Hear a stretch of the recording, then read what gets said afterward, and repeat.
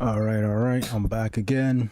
No one can say I'm not making enough videos. You're not making enough videos. You didn't make enough videos.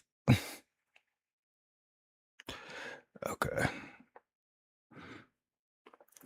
What we're gonna do is we're gonna read Tragedy and Hope right now, the whole book. No. We're gonna start reading it though. But first, we gotta figure out who Carol Quigley is. Who is Carol Quigley? Carol Quigley was an American historian and theorist of the evolution of civilizations. He is remembered for his teaching work as a professor at the School of Foreign Service at Georgetown University, and his seminal works, The Evolution of Civilizations, An Introduction to Historical Analysis, and The Tragedy and Hope, A History of the World in Our Time, in which he states that an Anglo-American banking elite have worked together for centuries to spread certain values globally. Life and career.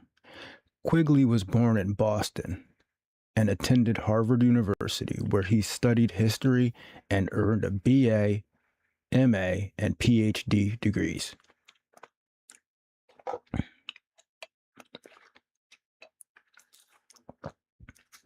He taught at Princeton University and then at Harvard, and then from 1941 to 1976 at the School of Foreign Service at Georgetown University. From 1941 until 1972, he taught a 2-semester course at Georgetown on the development of civilizations. According to his obituary in the Washington Star, many alumni of Georgetown's School of Foreign Service asserted that this was the most influential course in their undergraduate careers. In addition to his academic work, Quigley served as a consultant to the U.S. Department of Defense, the United States Navy, the Smithsonian Institution, the House Select Committee on Astronautics and Space Exploration in the 1950s. He was also a book reviewer for the Washington Star and a contributor and editorial board member of Current History. Quigley retired from Georgetown in June 1976 after being honored by the student body with its faculty award for the 4th consecutive year. He died the following year at Georgetown University Hospital following a heart attack. Excuse me. All right, drink. I ate some vegetables before, kind of slowing me down a little bit. Peas and carrots and all that. All right. Major conclusions. Inclusive diversity. Quigley's work emphasized inclusive diversity as a core value of Western civilization, contrasting it with the dualism of Plato. He concluded the book Tragedy and Hope with the hope that the West could resume its development along its old patterns of inclusive diversity.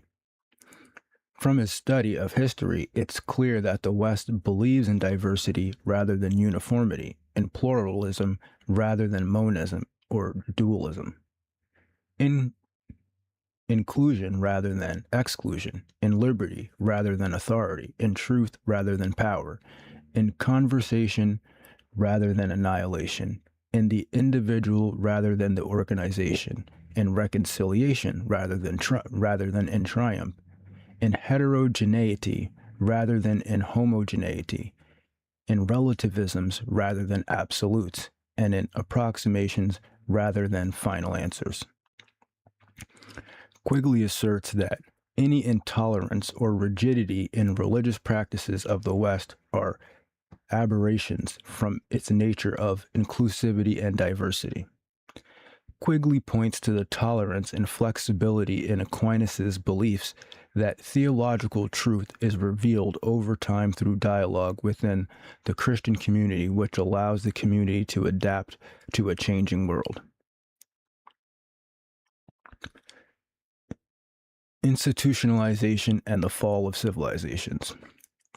Having studied the rise and fall of civilizations,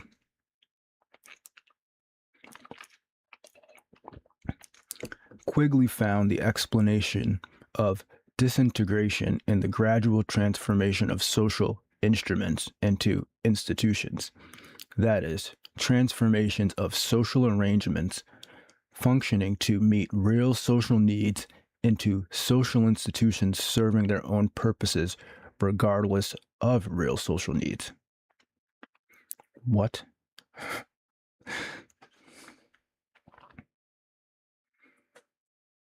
Having studied the rise and fall of civilizations, Quigley found the explanation of disintegration in the gradual transformation of social instruments into institutions.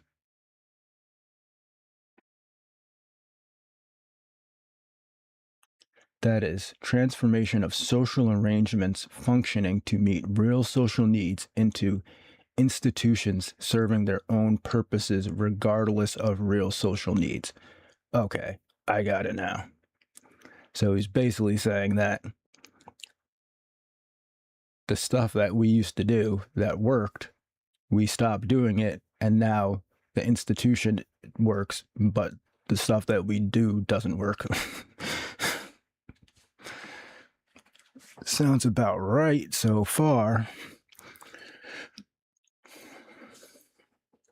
Okay. Weapons and democracy. From a historical study of weapons and political dynamics, Quigley concludes that the characteristics of weapons are the main predictor of democracy. Democracy tends to emerge only when the best weapons available are easy for individuals to buy and use. This explains why democracy occurs so rarely in human history. In the 1800s, peaking in the 1880s, guns were the best available weapon. In America, almost everyone could afford to buy a gun and could learn how to use it fairly easily. Governments couldn't do any better. It became the age of mass armies of citizen soldiers with guns. Similarly, Periclean Greece was an age of the citizen soldier and of democracy. In the 1900s, expensive specialist weapons such as tanks and bombers became available, and citizen soldiers became dominated by specialist soldiers. Quigley notes that the slaughter of World War I, 1914 to 1918, was due to the mismatch between traditional armies, citizen soldiers, and available weapons, machine guns used defensively. Okay. Style. Quigley's writing style is dense, influenced by a former history professor of his. All right, we're not going to read that because we're going to read the book. All right. This is what a lot of conspiracy theorists focus on. This is influence over politicians and how he writes the books. So this is how it works. The think tanks write the books telling the politicians how it's going to work. The politicians go to the schools, graduate the schools. You can't graduate the school. You can't get the degree that you need unless you believe what they believe. And that's how it works. It's the same way it works in the hip hop industry, right? You can be a great musician, but unless you're saying nigga, nigga, nigga, nigga, nigga, you just don't get the job, right? You have to agree. They're in control. And then unless you agree with them, you don't get the job. Okay. Influence on Bill Clinton. In his first year, 1965, in the School of Foreign Service at Georgetown, Bill Clinton took Quigley's course, receiving a B as his final grade in both semesters, an excellent grade in a course where nearly half the students received a D or lower. Interesting. In 1991, Clinton named Quigley as an important influence on his aspirations in political philosophy when Clinton launched his presidential campaign in a speech at Georgetown. He said he learned from Quigley that the future can be better than the past, and that each of us has a personal moral responsibility to make it so. Bill Clinton told his audiences, That is what the new choice is all about. We are not here to save the Democratic Party. We are here to save the United States of America. It was Clinton's most effective speech, and he repeated variations time and time again as a blueprint for his campaign message in winning the Democratic nomination and the general election for President of the United States in 1992. The same remark on American greatness was recalled by Speaker of the House Nancy Pelosi, who met her husband in Quigley's class on African history.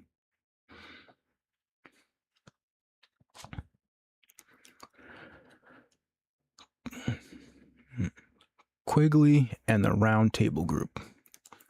One distinctive feature of Quigley's historical writings is his assertion that the Round Table movement played a significant role in recent world history. His writings on this topic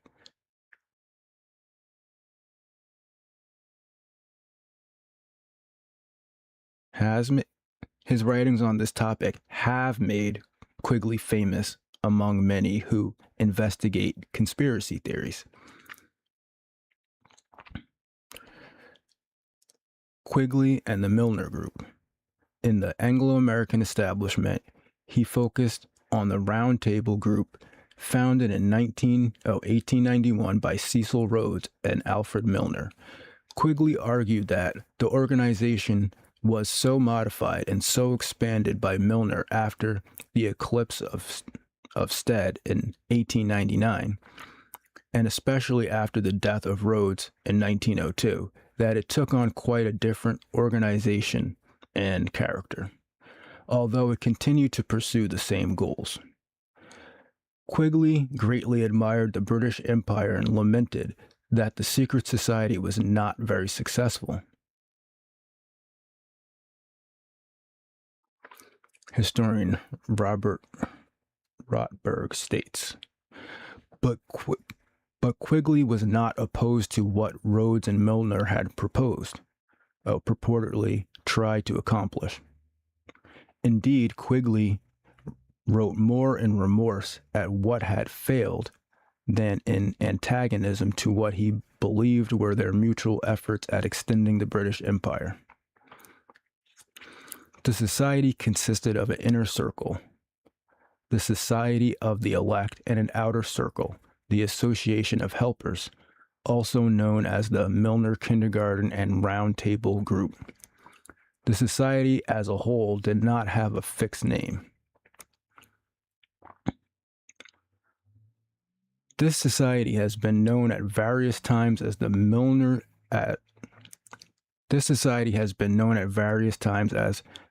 Kindergarten, as the Round Table Group, as the Rhodes Crowd, as the Times Crowd, as the All Souls Group, as the Cliveden Set. I have chosen to call it the Milner Group. Those persons who have used other terms or heard them have not generally been aware that all these various terms referred to the same group. This group, as I shall show, this group is, as I shall show, one of the most important historical facts of the 20th century. I've heard of the Cliveden Set before.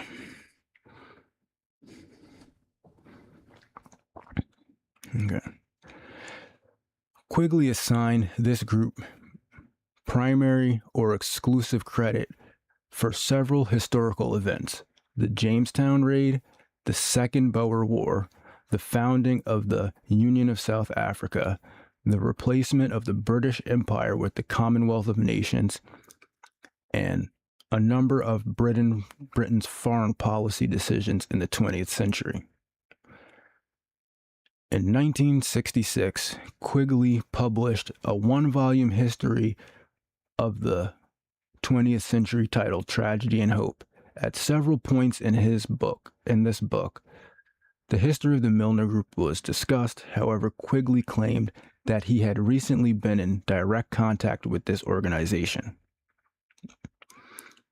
whose nature he contrasted to right-wing claims of a communist conspiracy.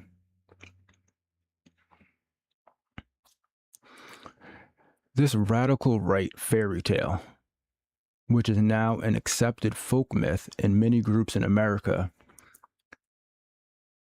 pictured the recent history of the United States in regards to domestic reform and in foreign affairs as a well-organized plot by the extreme left-wing elements. This myth, like all fables, does in fact have a modicum of truth. There does exist, and has existed for a generation, an international Anglophile network which operates, to some extent, in the way that the radical right believes, the Communist Act. In fact, this network, which we may identify as the Round Table groups, has no aversion to cooperating with the communist or any other group, and frequently does so. I know the operation of this network because I have studied it for 20 years and was permitted for 2 years in the early 1960s to examine its papers and secret records.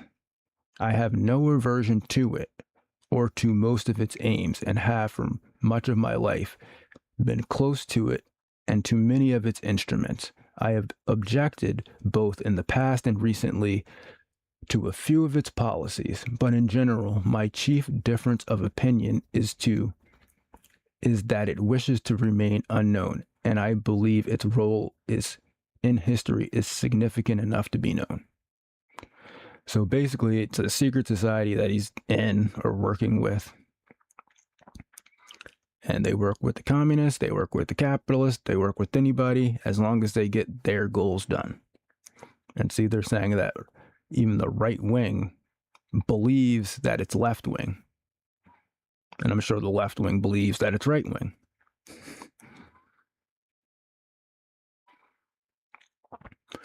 According to Quigley, the leaders of this group were Cecil Rhodes and Alfred Milner. From 1891 until Rhodes' death in 1902, Milner alone until his death in 1925. Lionel Curtis from 1925 to 1955, Robert H. Barron Brand from 1955 to 1963, and Adam D. Maris from 1963 until the time Quigley wrote his book. This organization also functioned through certain loosely affiliated front groups, including the Royal Institute of International Affairs, the Institute of Pacific Relations, the Council on Foreign Relations, the CFR. Hold on one second. All right.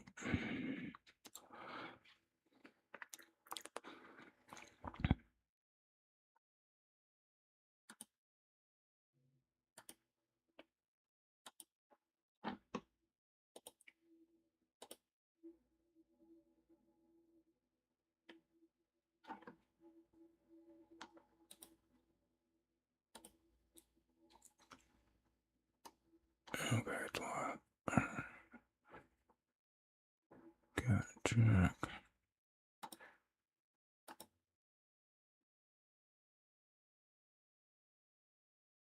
All right.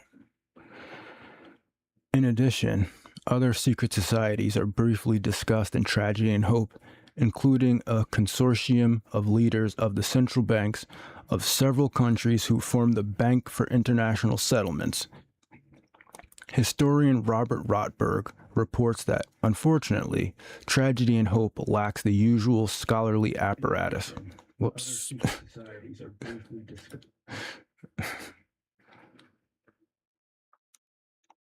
Okay, let me read that again.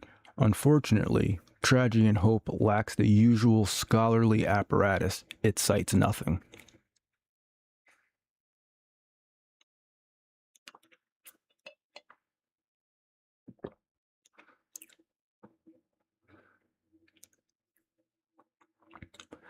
Citations of Quigley in exposés of purported conspiracies. After its publication, Tragedy and Hope caught the attention of authors interested in conspiracies. They proceeded to publicize Quigley's claims, disseminating them to a much larger audience than his original readership. This began in 1970 when W. Cleon Skousen published The Naked Capitalist, a review and commentary on Dr. Carroll Quigley's book, Tragedy and Hope. The first third of his book consists of extensive excerpts from Tragedy and Hope interspersed with commentary by Skousen. Skousen quotes Quigley's description of the activities of several groups: the Milner Group, a cartel of international bankers; the Communist Party; the Institute of Pacific Relations; and the Council on Foreign Affairs. Council of Foreign Relations. According to Skousen's interpretation of Quigley's book, each of these is a facet of one large conspiracy. The following year, Edward Griffin released the documentary The Capitalist Conspiracy, an inside view of international banking, crediting the Skousen book. We wish to acknowledge that this film was inspired by Cleon Skousen's book, The Naked Capitalist, which we believe is one of the most important documents in decades. Quigley responded directly to Skousen in a review stating that Skousen has echoes of the original Nazi 25-point program. Okay. In 1971, Gary Allen, a spokesman for the John Birch Society, published None Dare Call It Conspiracy, which became a bestseller. Allen cited Quigley's Tragedy and Hope as an authoritative source on conspiracies. Throughout his book, like Skousen, Allen understood the various conspiracies in Quigley's book to be branches of one large conspiracy, and also connected them to the Bilderbergs and to Richard Nixon. As of the 21st century, the John Birch Society continued to cite Quigley as a primary source for their view of history.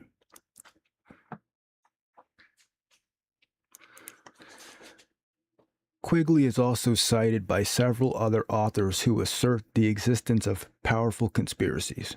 Jim Marrs cites Quigley in his book Ruled by Secrecy, which describes a conspiracy linking the Milner Group, Skull and Bones, the Trilateral Commission, and the Bavarian Illuminati, the Knights Templar, and aliens who posed as Sumerian gods thousands of years ago. Yeah, it's possible. Pat Robertson's book, The New World Order, cites Quigley as an authority on a powerful conspiracy. Conservative activist Phyllis Schlafly has asserted that Bill Clinton's political success was due to his pursuit of the world government agenda he learned from Quigley. G. Edward Griffin relies heavily on Quigley for information about the role Milner's secret society plays in the Federal Reserve in his book, The Creature from Jekyll Island, a second look at the Federal Reserve.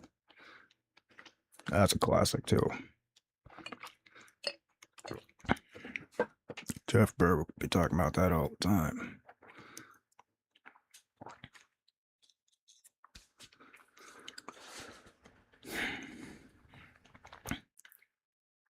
Quigley was dismissive of the authors who used his writings to support theories of a world domination conspiracy. Of W. Cleon Skousen's The Naked Capitalist, he stated, Skousen's book is full of misrepresentations and factual errors. He claims that I have written of a conspiracy of the super rich who are pro-communist and wish to take over the world, and that I am a member of this group. But I never called it a conspiracy and don't regard it as such. I am not an insider of these rich persons, although Skousen thinks so. I happen to know some of them and like them, although I disagreed with some of them, some of the things they did before 1940. Oh, really? Just disagreed with a few of the things. Okay. On Gary Allen's None Dare Call It Conspiracy, he said, they thought Dr. Cal Quigley proved everything. For example, they constantly misquote me to this effect, that Lord Milner, the dominant trustee of the Cecil Rhodes Trust, and a heavy in the Round Table Group, that Lord Milner helped finance the Bolsheviks. I have been through the greater part of Milner's private papers, and I have found no evidence to support that. Further, None Dare Call It Conspiracy insists that the international bankers were a single bloc, were all powerful, and remain so today. I, on the contrary, stated in my book that they were much divided, often fought amongst themselves, had great influence, but not control of political life, and were sharply reduced in power about 1931 to 1940, when they became less influential than monopolized industry. It's funny how they like talk. He's like, well, yeah, I mean, he said that this guy was doing the conspiracy, but actually these guys are doing the conspiracy, so he's just completely wrong.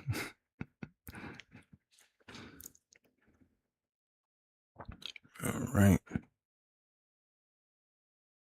We'll just do this criticism part, and then you don't have to do a bibliography and all that. Okay. F. William Engdahl, in an interview in an overview of financial imperialism entitled "The Guy's Quigley," for stating that the power of international bankers declined in 1930. And insofar as the influence of international bankers in America was concerned, suggested that Quigley was confusing international finance with Morgan interests. He suggested, like Sutton, that Quigley's papers had been vetted. Engdahl argued that it was not the case that the power of international finance declined, but rather Morgan interests fell and were replaced by Rockefeller interests. Interesting. Quigley stated that the intentions and objectives of the group he profiled associated with Wall Street and the City of London and Cecil Rhodes, super imperialism, were largely commendable. Members of the group, in statements recorded by the New York Times in 1902, proclaimed that they formed their society for the purpose of gradually absorbing the wealth of the world. What? They like said that in public?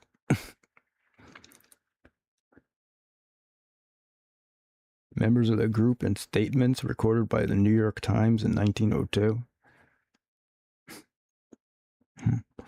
Quigley argued that the Round Table groups were not world government advocates, but super imperialists. He stated that they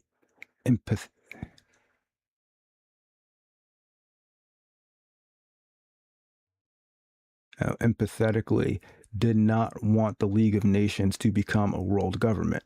Yet Lionel Curtis, who, according to Quigley, was one of the leaders of the Round Table movement, wished for it to be a world government with teeth, writing articles with H.G. Wells urging this. So you notice how the science fiction authors are also working on actual government plans to like manipulate. So you can see the same trend with George Orwell and also with Aldous Huxley in Brave New World. Aldous Huxley didn't directly work for the government, but his brother did, and he was in several groups that were similar groups. All right. let's get into it. I got the unabridged copy here. So it's probably going to take like 5 years to read it or whatever. I don't know how long it takes. It takes like 5 years. Looks like it's going to take like about 5 years. Okay. But you can get the PDF right here. Let me see if I can put that in the... Let me see. I'm going to put that in the chat.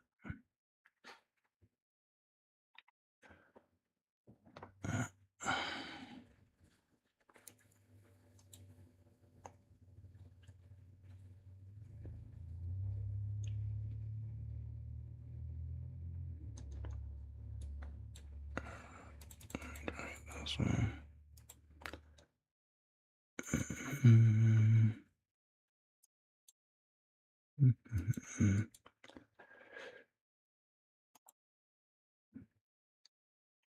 Try and put it in the description.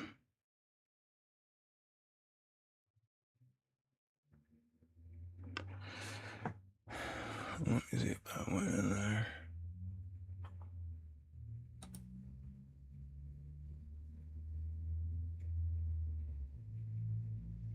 Yeah, there we go. Got the link in the description. All right. Damn, these letters are tiny, man. All right. The power of financial capitalism had another far-reaching aim. Nothing less than to create a world system of financial control in private hands, able to dominate the political system of each country and the economy of the world as a whole. This system was to be controlled in a feudalistic fashion by the central banks of the world, acting in concert by secret agreement arrived at in frequent meetings and conferences. The apex of the system was to be the Bank for International Settlements in Basel, Switzerland, a private bank owned and controlled by the world central banks, which were themselves a private corporation. Each central bank sought to dominate its government by its ability to control treasury loans, to manipulate foreign exchanges, to influence the level of economic activity in the country, and to influence cooperative politicians by subsequent economic rewards in the business world. Carroll Quigley. Okay.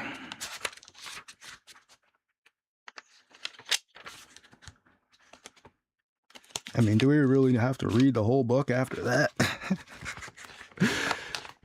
After he said that, I mean, we still got to keep reading it. Let me take this dust cover off because it's going to make too much noise.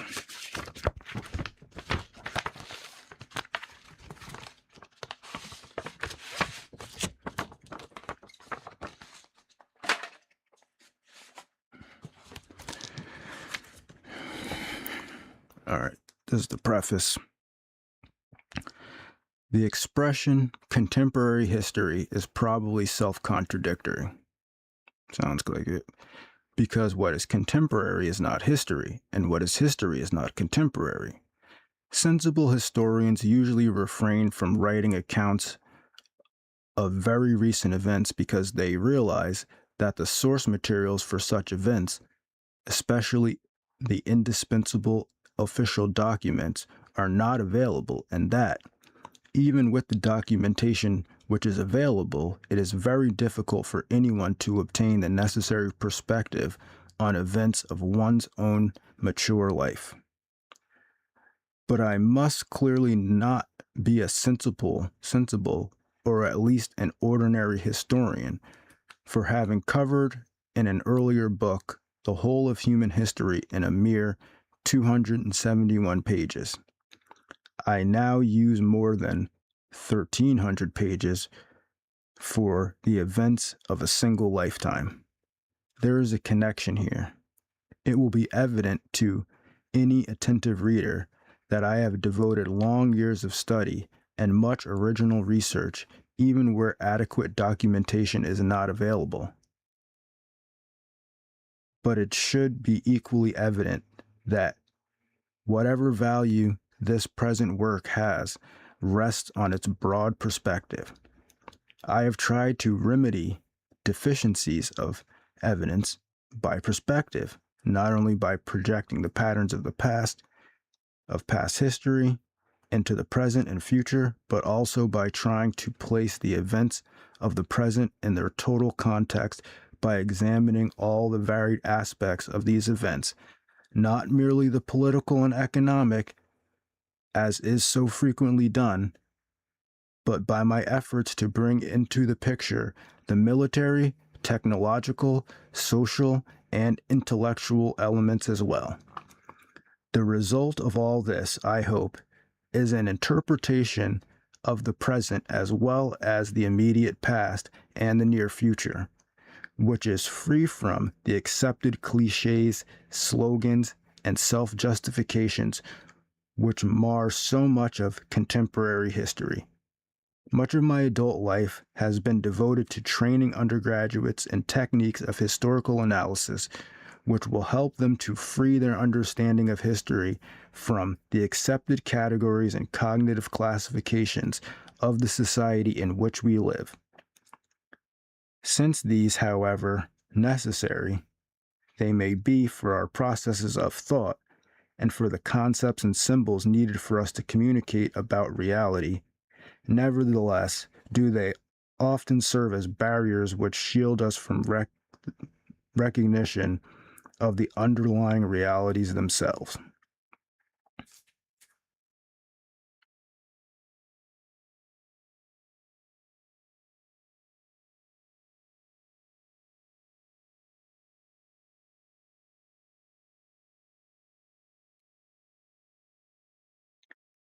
Okay, so he's talking about the categories. Okay, so he's saying,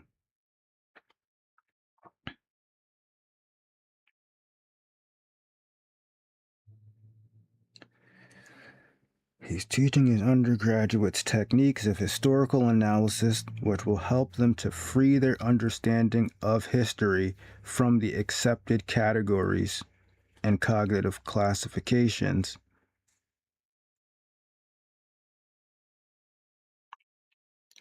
Since, even though they are needed for us to communicate, they also serve as barriers and shields us from recognizing. So basically, this is like woke. Okay. The present work is the result of such an attempt to look at the real situations which lie beneath the conceptual and verbal symbols. I feel that it does provide, as a consequence of this effort, a fresher, somewhat different, and I hope more satisfying explanation of how we arrive at the situation in which we find ourselves. More than 20 years have gone into the writing of this work.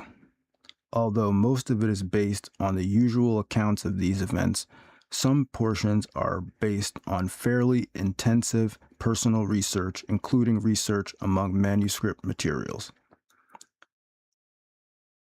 These portions include the following: the nature and techniques of financial capitalism, the economic structure of France under the Third Republic, the social history of the United States, and the membership and activities of the English establishment.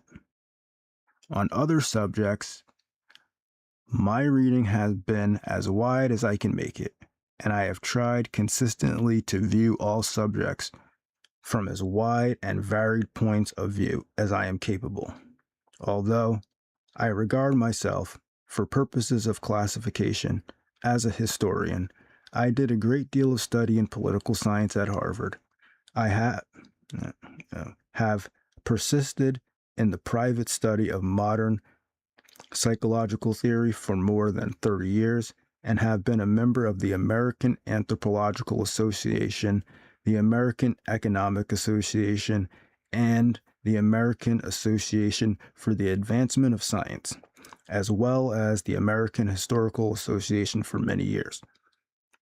Thus, my chief justification for writing a lengthy work on contemporary history, despite the necessarily restricted nature of the documentation, must be based on my efforts to remedy this inevitable deficiency by using historical perspective to permit me to project the tendencies of the past into the present and even the future, and my efforts to give this attempt a more solid basis by using all the evidence from a wide variety of academic disciplines. As a consequence of these efforts to use this broad and perhaps complex method, this book is almost inexcusably lengthy. For this, I must apologize, and with the excuse that I did not have time to make it shorter, and that an admittedly tentative and interpretive work must necessarily be longer than a more definitive or more dogmatic presentation. For those who find the length excessive, I can only say that I omitted chapters which were already written on 3 topics: the agricultural history of Europe, the domestic history of France and Italy, and the intellectual history of the 20th century in general. To do this, I introduced enough on these subjects into other chapters. Okay.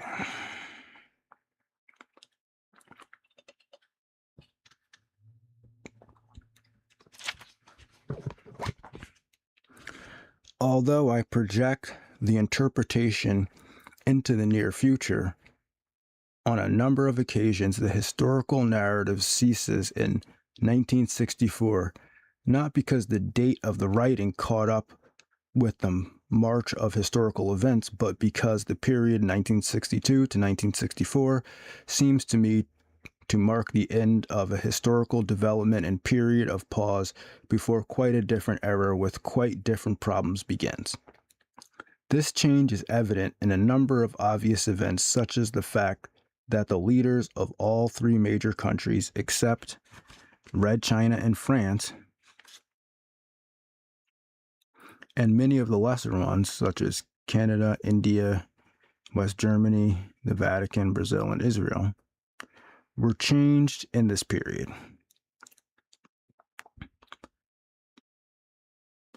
Much more important is the fact that the Cold War, which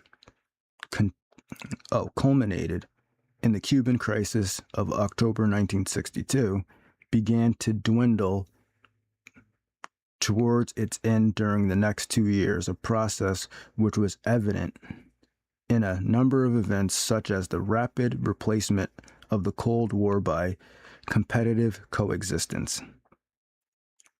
So I guess that's the period we're in now, where it's competitive coexistence.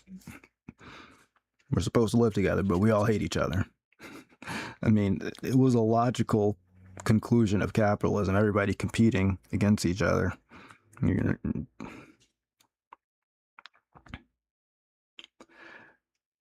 The disintegration of the 2 superblocks which had faced each other during the Cold War, the rise of neutralism, both within the superblocks and in the buffer fringe of the third block powers between them, the swamping of the United Nations General Assembly under a flood of newly independent, sometimes microscopic pseudo-powers. Damn. You call it microscopic pseudo-powers. I never heard that before.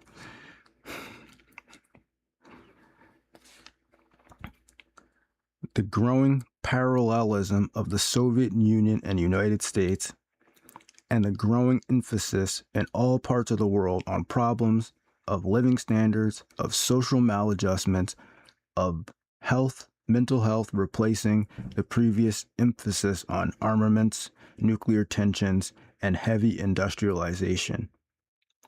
At such a period, when one era seems to be ending and a different, if yet indistinct era appearing,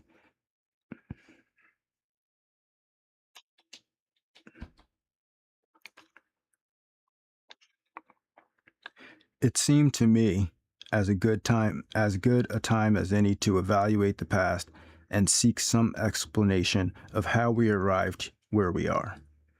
In any preface such as this, it is customary to conclude with acknowledgement of personal obligations. My sense of these is so broad that I find it invidious to single out some and omit others, but four must be mentioned. Much of this book was typed, in her usual faultless way, by my wife. This was done originally and in revised versions.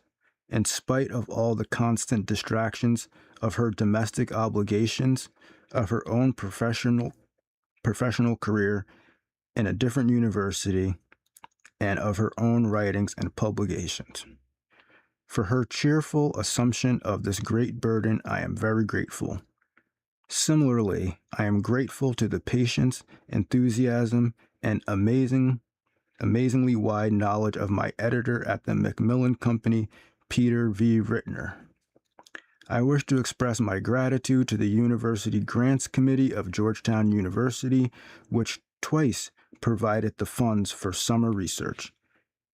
And finally, I must say a word of thanks to my students over many years who forced me to keep up with the rapidly changing customs and outlook of our young people, and sometimes also compelled me to recognize that my way of looking at the world is not necessarily the only way, or even the best way, to look at it. Many of these students, past, present, and future, are included in the dedication of this book. Carroll Quigley, Washington, D.C., March 8th, 1965. All right, here we go. What time is it? 1. Introduction, Western civilization in its world setting. Tiny ass letters. Cultural evolution in civilizations. Cultural diffusion in Western civilization. Europe's shift to the 20th century. Cultural evolution in civilizations. There have always been men who have asked, "Where are we going?" But never, it would seem, have there been so many of them, and surely never before have these myriad of questioners asked their questions in such dolorous tones, or rephrased their questions in such despairing words. Can man survive? Even on a less cosmic basis, questioners appear on all sides, seeking meaning or identity, or even the most narrowly egocentric basis, trying to find myself. One of these persistent questions is typical of the 20th century rather than of earlier times. Can our way of life survive? Is our civilization doomed to vanish, as did that of the Incas, Sumerians, the Romans?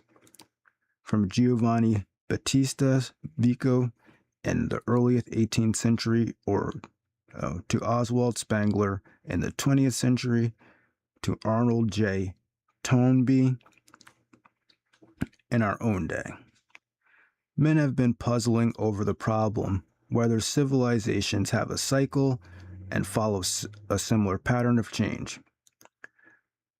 From this discussion has emerged a fairly general agreement that men live in separately organized societies, each with its own distinct culture, that some of these societies have writing and city life, exist on a higher level of culture than the rest, and should be called by the different term civilizations,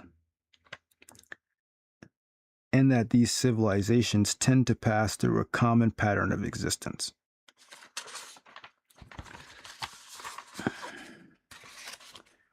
From these studies, it would seem that the civilizations pass through a process of evolution, which can be analyzed briefly as follows.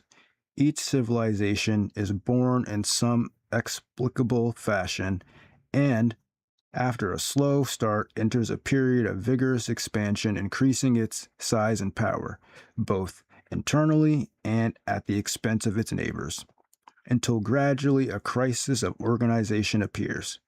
When this crisis has passed and the civilization has been reorganized, it seems somewhat different. Its vigor and morale have weakened. It becomes stabilized and eventually stagnant. After a golden age of peace and prosperity, internal crises again arise. At this point, there appears, for the first time, a moral and physical weakness, which raises, also for the first time, questions about civilization's ability to defend itself against external enemies. Racked by internal struggles of a social and constitutional character, weakened by loss of faith in its older ideologies, and by the challenge of newer ideas incompatible with its past nature, the civilization grows steadily weaker until it is submerged by outside enemies and eventually disappears. When we come to apply this process, even in this rather vague form, to our own civilization, Western civilization, we can see that certain modifications are needed. Like other civilizations, our civilization began with a period of mixture of cultural elements from other societies, formed these elements into a culture distinctively its own.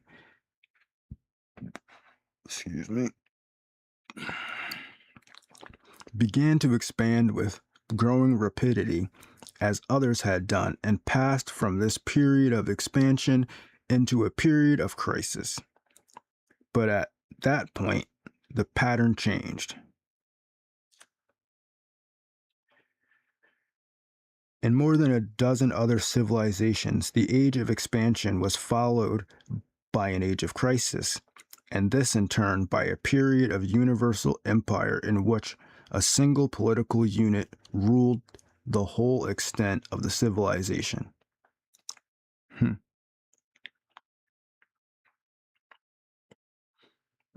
How's that different from what we're going through right now?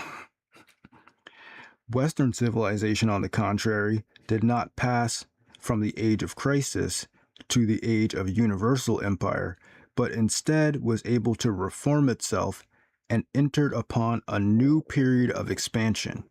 Moreover, Western civilization did this not once, but several times. It was this ability to reform or reorganize itself again and again which made Western civilization the dominant factor in the world at the beginning of the 20th century. As we look at the three stages forming the central portion of the life cycle of civilizations, we can see a common pattern. The age of expansion is generally marked by four kinds of expansion. 1. Population. 2. Geographic area. 3. Of production. And 4. Of knowledge.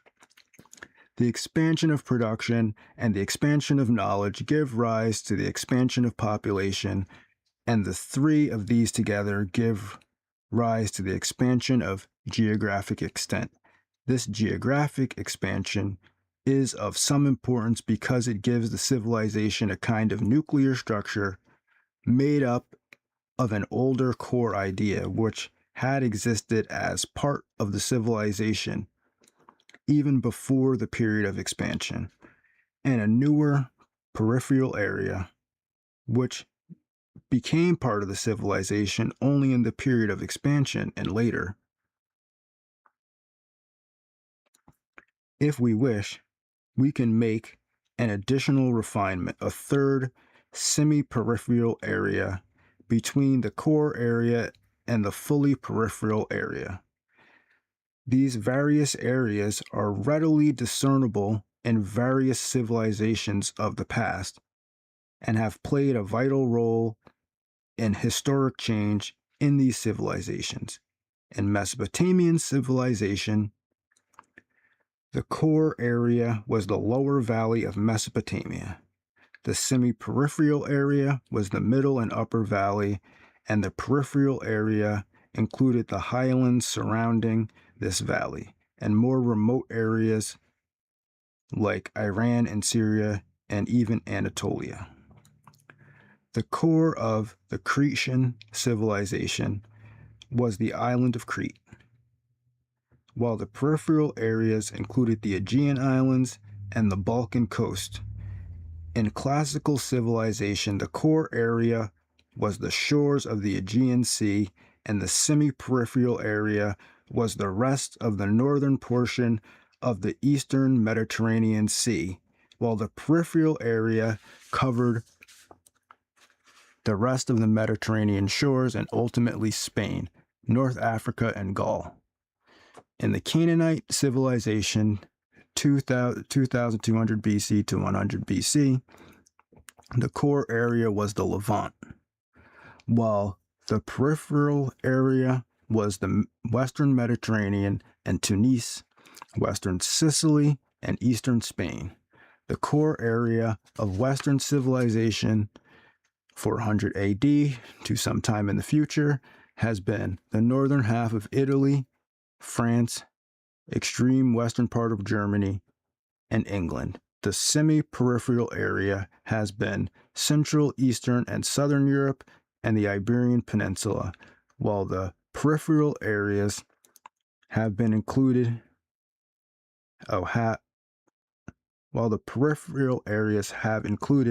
North and South America, Australia, New Zealand, South Africa, and some other countries. So, I mean, that's kind of getting into the conspiracy there that, we're still ruled by the British. That's like a real, like the American Revolution was a fake trick to make everybody think that we were free from the British Empire, but it really didn't happen.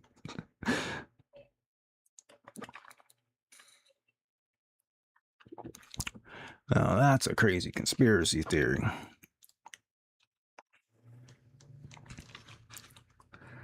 This distinction of at least two geographic areas in each civilization is of major importance. The process of expansion, which begins in the core area, also begins to show up in the core at the time when the peripheral area is still expanding. In consequence, by the later part of the age of expansion, the peripheral areas of the civilization tend to become wealthier and more powerful than the core area. Another way of saying this is that the core passes from the age of expansion to the age of conflict before the periphery does. Makes sense? Kinda.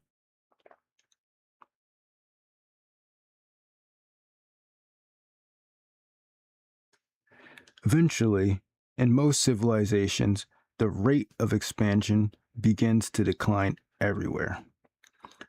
It is this decline in the rate of expansion of a civilization which marks its passage from the age of expansion to the age of conflict. This latter is the most complex, interesting, and most critical of all the periods of the life cycle of a civilization. It is marked by four chief characteristics. A. It is a period of declining rate of expansion. B. It is a period of growing tensions and class conflicts. C. It is a period of increasingly frequent and increasingly violent imperialist wars. And D. It is a period of growing irrationality, pessimism, superstitions, and otherworldliness. All these phenomena appear in the core area of the civilization before they appear in the more periphery portions of the society. The decreasing rate of expansion of the age of conflict gives rise 2. The other characteristics of the age, in part at least. After the long years of the age of expansion, people's minds and their social organizations are adjusted to expansion, and it is a very difficult thing to readjust these to a decreasing rate of expansion.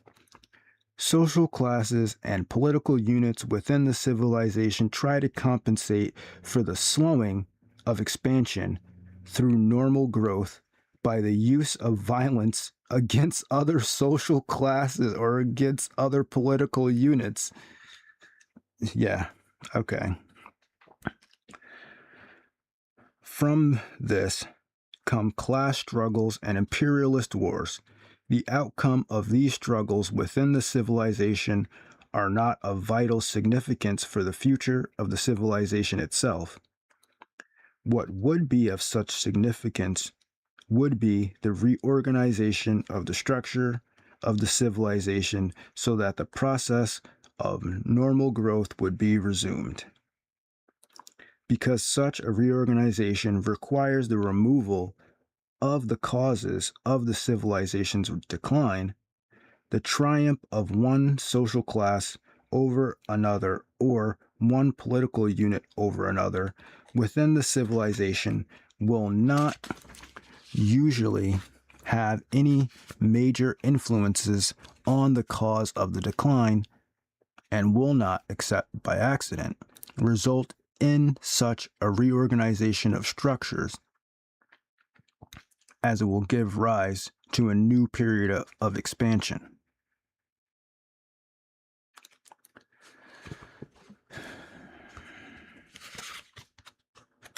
Okay.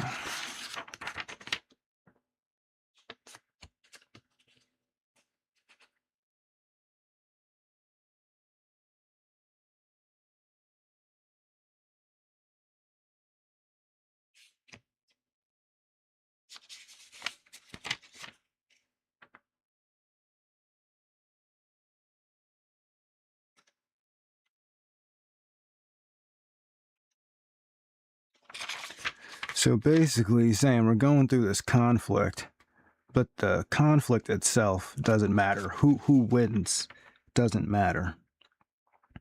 But it's just the fact that we have to remove the thing that's stopping us from being able to expand.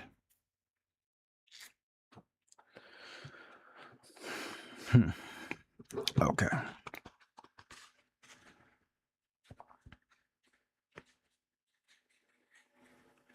And then when you remove the thing that makes you stop expanding, then you start expanding.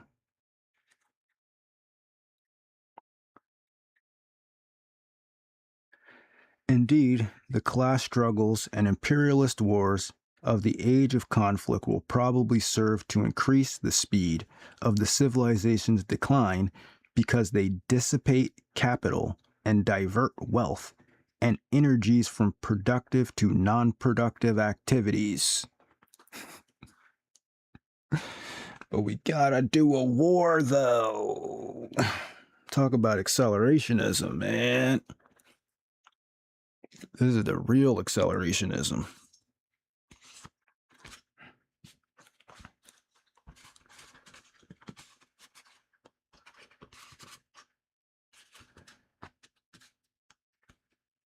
In most civilizations, the long-drawn agony of the age of conflict finally ends in a new period, the age of the universal empire. As a result of the imperialist wars of the age of conflict, the number of political units in the civilization are reduced by conquest. Eventually, one emerges triumphant. When this occurs, we have one political unit for the whole civilization. Just at the core area passes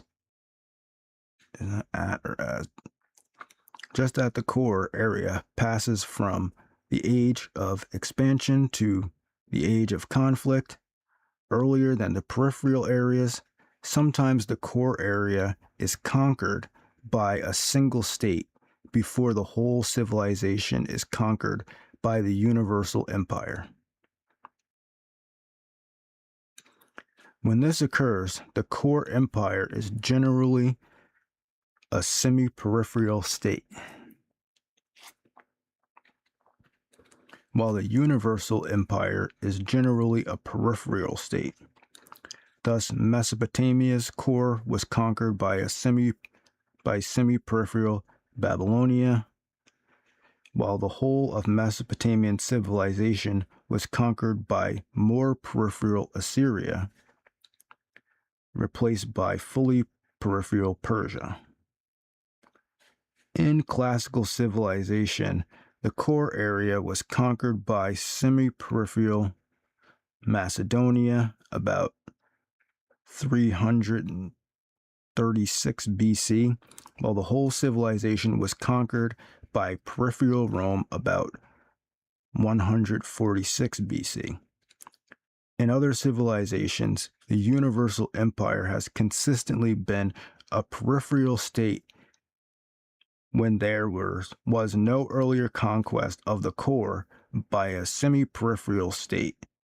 In Mayan civilization, 1000 BC to 1550 AD, the core area was apparently in Yucatan and Guatemala, but the universal empire of Aztecs centered in the peripheral highlands of central Mexico in Andean civilization 1500 BC to 1600 AD. The core areas were on the lower slopes of the valleys and of the central and northern Andes, but the universal empire of the Incas centered in the highest Andes, a peripheral area.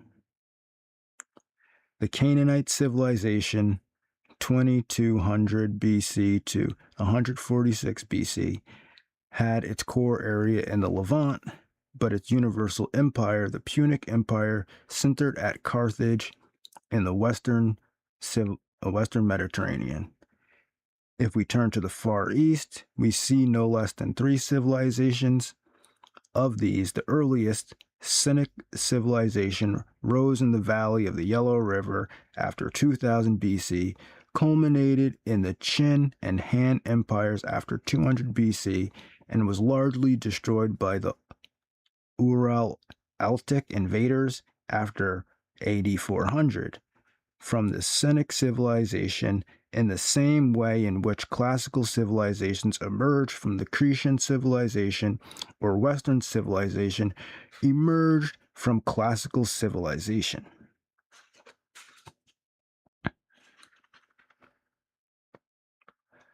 There emerged 2 other civilizations: Chinese civilization, which began about 400 AD, culminated in the Manchu Empire after 1644, and was disrupted by European invaders in the period of 1790 to 1930. Japanese civilization, which began about the time of Christ, culminated in the Tokugawa Empire after 1600, and may have been completely disrupted by invaders from Western civilization in the century following 1853. In India, as in China, 2 civilizations have followed one another. Although we know relatively little about the earlier of the 2, the latter, as in China, culminated in a universal empire ruled by an alien and peripheral people. Indic civilization, which began about 3500 BC, was destroyed by Aryan invaders about 1700 BC. Hindu civilization, which emerged from the Indic civilization about 1700 BC, culminated in the Mughal Empire and was destroyed by invaders from Western civilization in the period 1500 to 1900.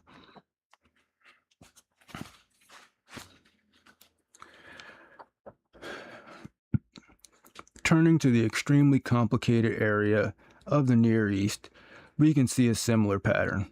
Islamic civilization, which began about AD 500, culminated in the Ottoman Empire in the period of 1300 to 1600 and has been in the process of being destroyed by invaders from Western civilization since about 1750. Expressed in this way, these patterns in the life cycles of various civilizations may seem confused, but if we tabulate them, the pattern emerges with some simplicity. From this table, a most extraordinary fact emerges. Of approximately 20 civilizations which have existed in all of human history, we have listed 16. Of these 16, 12, possibly 14, are already dead or dying, their cultures destroyed by outsiders, able to come in with sufficient power to disrupt the civilization, destroy its established modes of thought and action, and eventually wipe it out. Of these 12 dead civilizations or dying cultures, 6 have been destroyed by Europeans, bearing the culture. Then it goes into a chart list of all of what he was just talking about. Damn, how long is this chapter? Time is it? Gotta keep reading, gotta keep going. We're on page 8 now. Page 8, if you're keeping up. There's nobody watching now. Nobody watching. Oh, man. I believe that.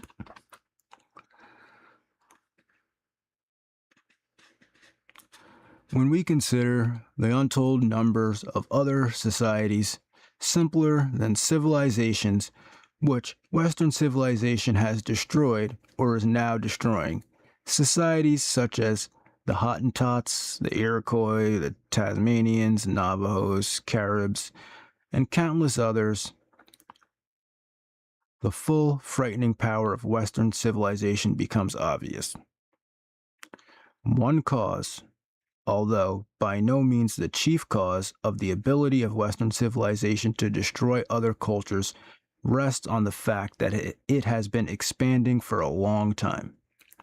This fact, in turn, rests on another condition to which we have already alluded, the fact that Western civilization has passed through 3 periods of expansion, has entered into an age of conflict 3 times, and each time has had its core area conquered almost completely by a single political unit, but has failed to go on to the age of universal empire because from the confusion of the age of conflict, there emerged each time a new organization of society capable of expanding by its own organizational powers, with the result that the 4 phenomena characteristics of the age of conflict, decreasing rate of expansion, class conflicts, imperialist wars, and irrationality, were gradually replaced once again, by the 4 kinds of expansion typical of an age of expansion: demographic,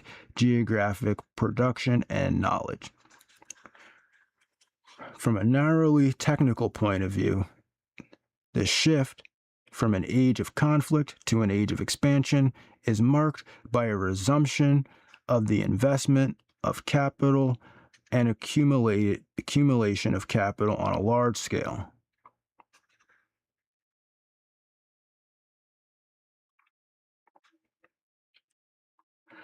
Just as the earlier shift from the age of expansion to the age of conflict was marked by a decreasing rate of investment and eventually by a decreasing rate of accumulation of capital. Okay. So it's like it goes up and then it goes down.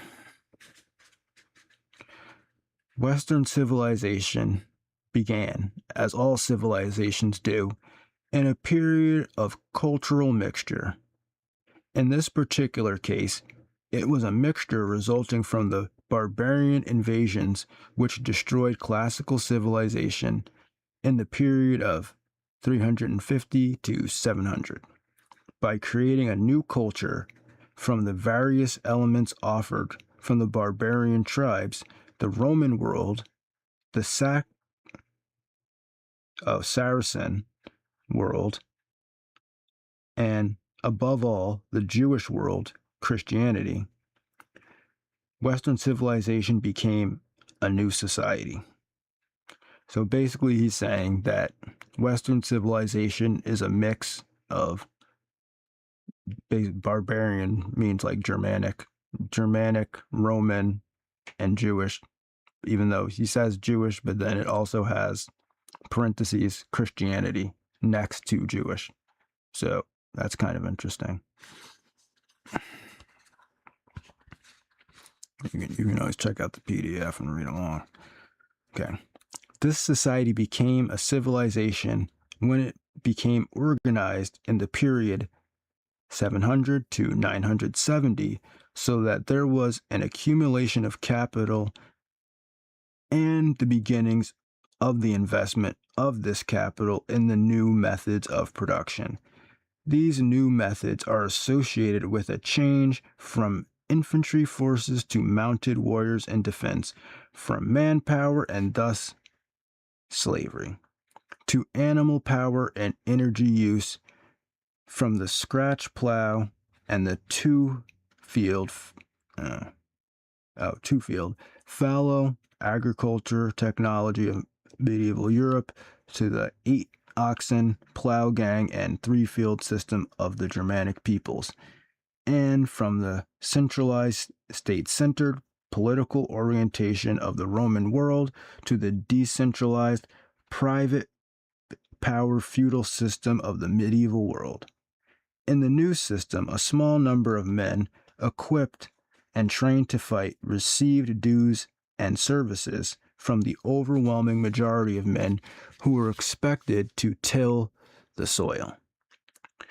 From this inequitable but effective defense system emerged an inequitable distribution of political power, and in turn, an inequitable distribution of socio-economic income. This, in time, resulted in an accumulation of capital, which, by giving rise to demand for luxury goods of remote origin, began to shift the whole economic emphasis of the society from its earlier organization in self-sufficient agrarian units, manors, to commercial interchange, economic specialization, and, by the 13th century, to an entirely new pattern of society with towns, a bourgeois class, spreading literacy, growing freedom of alternative social choices, and new, often disturbing thoughts. Hold on 1 second.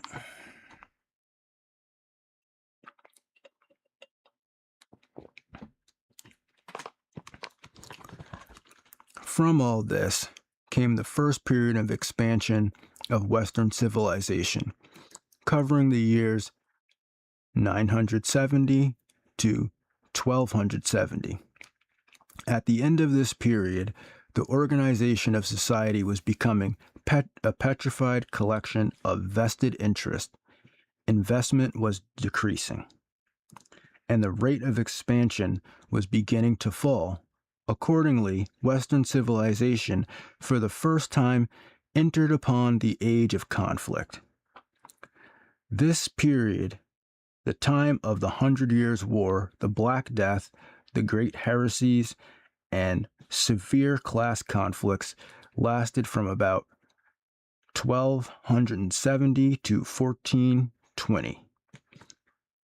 By the end of it, efforts were arising from England and Burgundy to conquer the core of Western civilization, but just at that moment, a new age of expansion, using a new organization of society which circumvented the old vested interests of the feudal manorial system, began. This new age of expansion, frequently called the period of commercial capitalism, lasted from about 1440 to 1680. The real impetus to economic expansion during the period came from efforts to obtain profits by the interchange of goods, especially semi-luxury or luxury goods over long distances.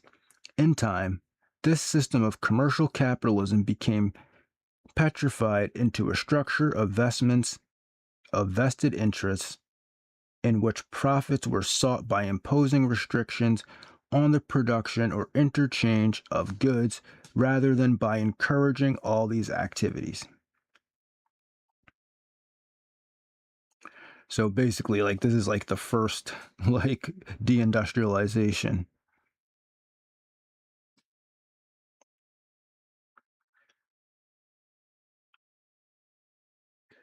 This new vested interest structure, usually called mercantilism, became such a burden on economic activities that the rate of expansion of economic life declined and even gave rise to a period of economic decline in the decades immediately following the 1690s.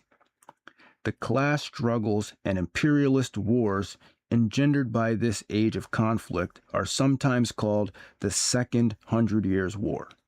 The war continued until 1850, and the class struggles even later. As a result of the former, France by 1810 had conquered most of the core of Western civilization. But here, just as had occurred in 1420, when England had also conquered part of the core of civilization towards the latter portion of an age of conflict, the victory was made meaningless because the new period of expansion began. Just as commercial capitalism had circumvented the petrified institution of feudal manorial system, chivalry, after 1440, so industrial capitalism circumvented the petrified institution of commercial capitalism, mercantilism, after 1820. The new age of expansion, which made Napoleon's military political victory of 1810 impossible to maintain, had begun in England long before.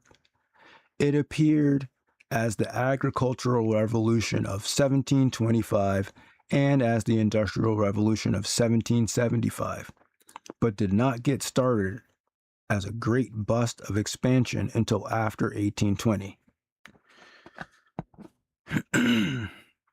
Once started, it moved forward with an impetus such as the world had never seen before, and it looked as if Western civilization might cover the whole globe. The dates of this third age of expansion might be fixed at 1770 to 1929. Following upon the second age of conflict of 1690 to 1850, the social organization which was at the center of this new development might be called industrial capitalism. In the course of the last decade of the 19th century, it began to become a structure of vested interest, to which we might give the name monopoly capitalism.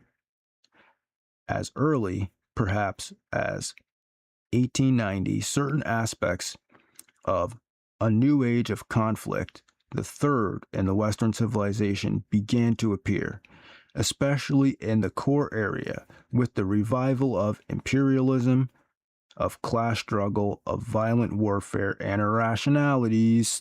Those irrationalities, like frickin' heterofatalism. Anyone? Okay. By 1930, it was clear that Western civilization was again in the age of conflict. By 1942, a semi-peripheral state, Germany had conquered much of the core of the civilization. That effort was defeated by calling into the fray a peripheral state, the United States, and another outside civilization, the Soviet Society. It is not yet clear whether Western civilization will continue along the path marked by so many earlier civilizations, or whether it will be able to reorganize itself sufficiently to enter upon a new fourth age of expansion. If the former occurs, the age of conflict will undoubtedly continue with the fourfold characteristics: class struggle, war, irrationality, and declining progress.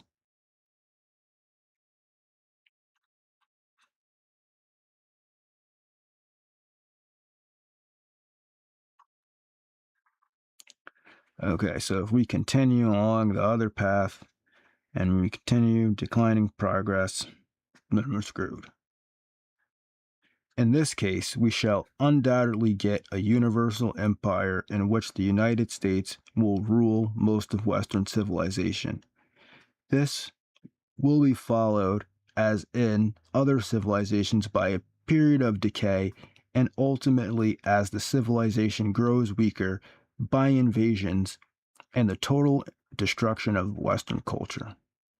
On the other hand, if Western civilization is able to reorganize itself and enters upon a fourth age of expansion, the ability of Western civilization to survive and go on to increasing prosperity and power will be bright. Leaving aside this hypothetical future, it would appear, thus, that Western civilization in approximately 1500 years has passed through 8 periods thus. So what is it? Second expansion, second conflict, or okay, you can just look at this chart on the thing.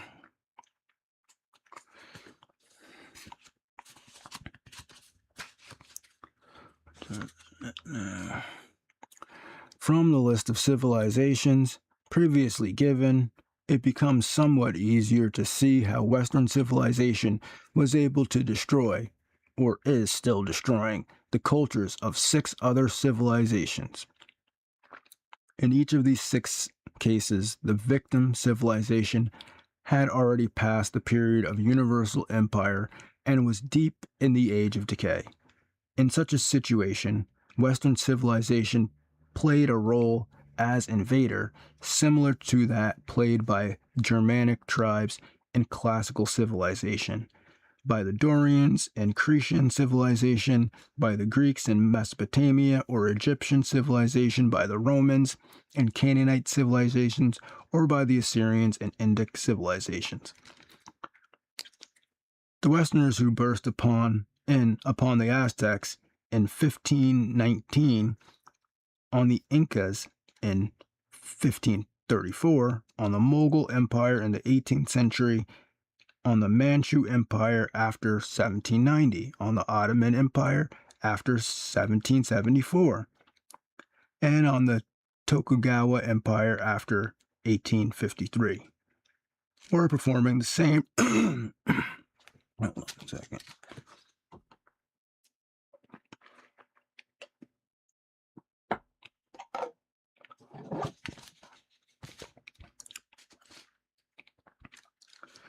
Were performing the same role, we're still talking about Western civilization, was performing the same role as the Visigoths and other barbarian tribes to the Roman Empire after 377. In each case, the results of the collision of two civilizations, one in the age of expansion and the other in the age of decay, was a foregone conclusion. Expansion would destroy decay. In the course of its various expansions, Western civilization has collided with only one civilization which was not already in the stage of decay. This exception was its half-brother, so to speak, the civilization now represented by the Soviet Empire. It is not clear what stage this orthodox civilization is in, but it clearly is not in its stage of decay. It would appear that orthodox civilization began as a period of mixture 1500 to 1300 and is now in its second period of expansion. The first period of expansion, covering 1500 to 1900, had just begun to change into an age of conflict in 1900 to 1920, when the vested interests of the society were wiped away by the defeat at the hands of Germany in 1970 and replaced by a new organization of society which gave rise to the second expansion since 1921. During much of the last 400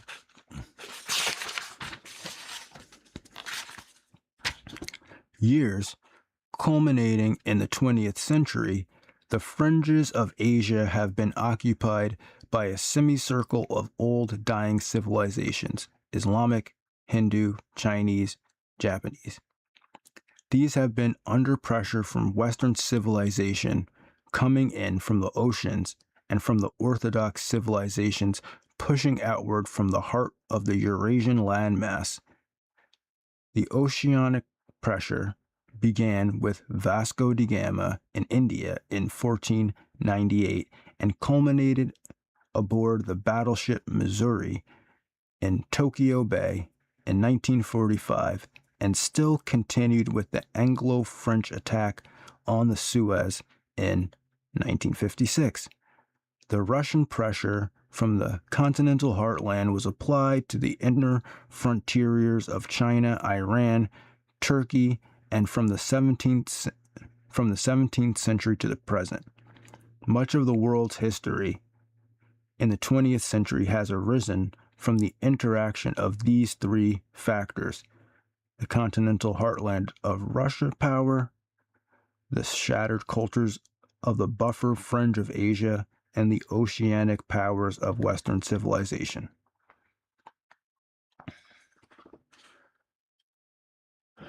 All right.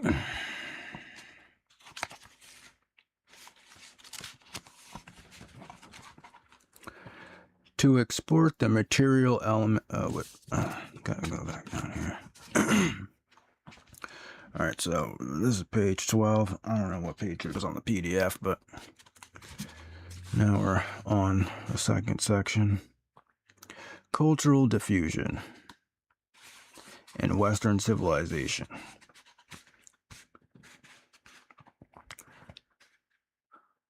We have said that the culture of civilization is created in its core area originally and moves outward into peripheral areas, which thus become part of this civilization. This movement of cultural elements is called diffusion by students of the subject. It is noteworthy that the material elements of a culture, such as tools, weapons, vehicles, and such, diffuse more readily and thus more rapidly than do non-material elements, such as ideas, art forms, religious outlook, or patterns of social behavior. For this reason, that's interesting because it seems like Hollywood fixed that problem. For this reason, the peripheral portions of the civilization, such as Assyria and Mesopotamia, civilization, Rome or Spain, and classic civilization in the United States or Australia and Western civilization, tend to have a somewhat cruder and more material cultures than the core area of the same civilization. Material elements of a culture also diffuse beyond the boundaries of civilization into other societies, and do so much more readily than the non-material elements of the culture. For this reason, the non-material and spiritual elements of a culture are what give it its distinctive character rather than its tools and weapons, which can be easily exported to entirely different societies. Thus, the distinctive character of Western civilization rests on its Christian heritage, its scientific outlook, its humanitarian elements, and its distinctive point of view in regard to the rights of the individual and respect for women, rather than in such material things such as firearms, tractors, plumbing fixtures, or skyscrapers, all of which are exportable commodities.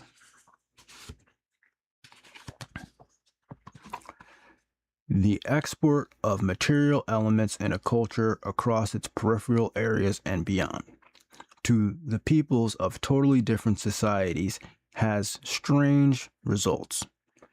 As elements of material culture move from core to periphery inside a civilization, they tend, in the long run, to strengthen the periphery at the expense of the core, because the core is more hampered in the use of material innovations by the strength of the past vested interest, and because the core devotes a much greater part of its wealth and energy to non-material culture.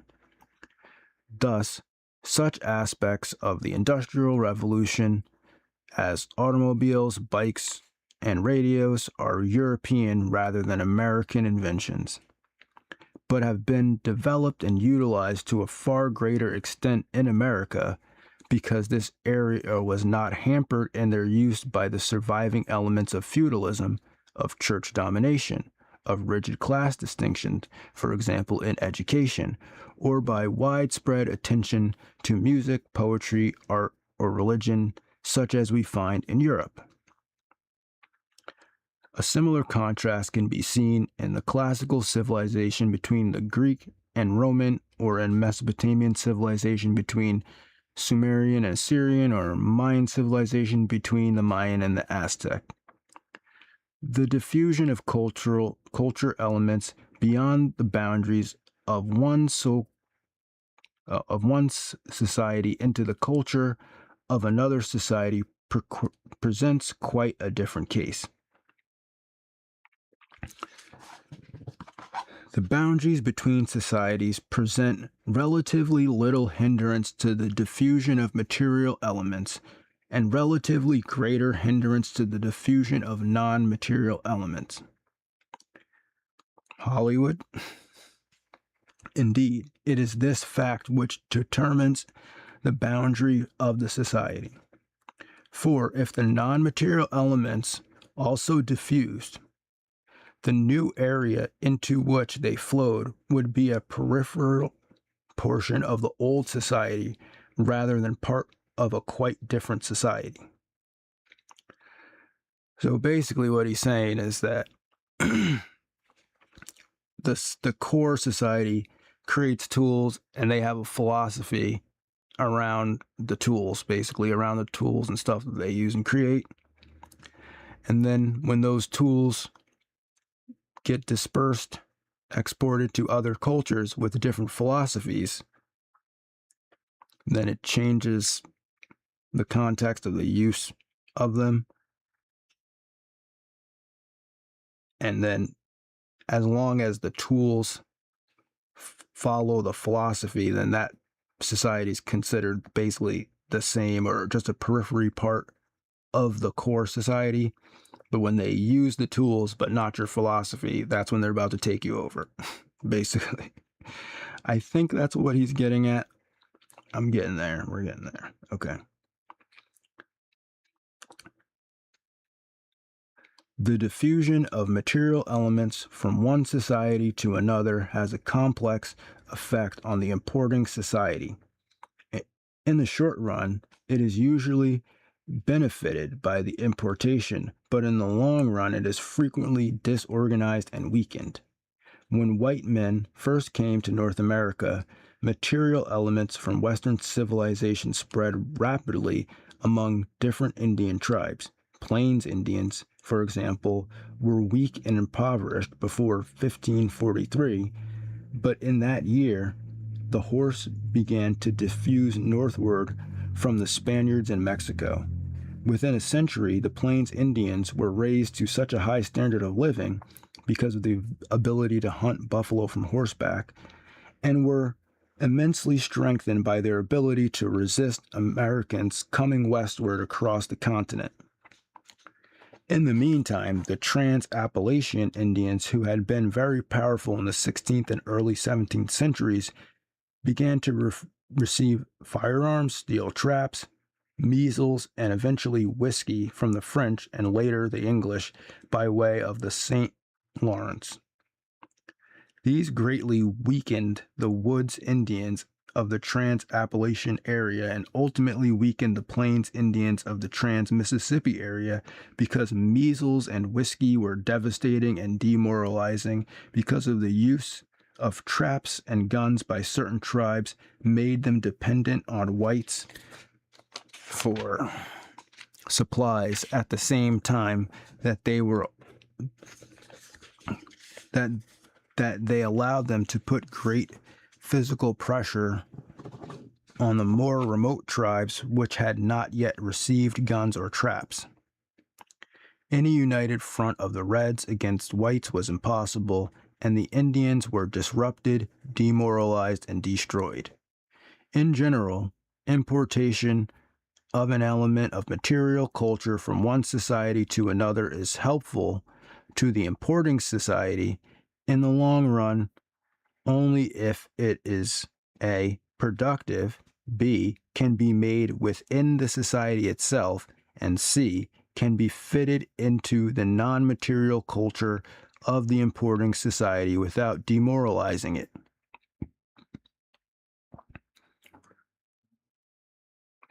The destructive impact of Western civilization upon so many other societies rests on its ability to demoralize their ideological and spiritual culture as much as its ability to destroy them in a material sense with firearms.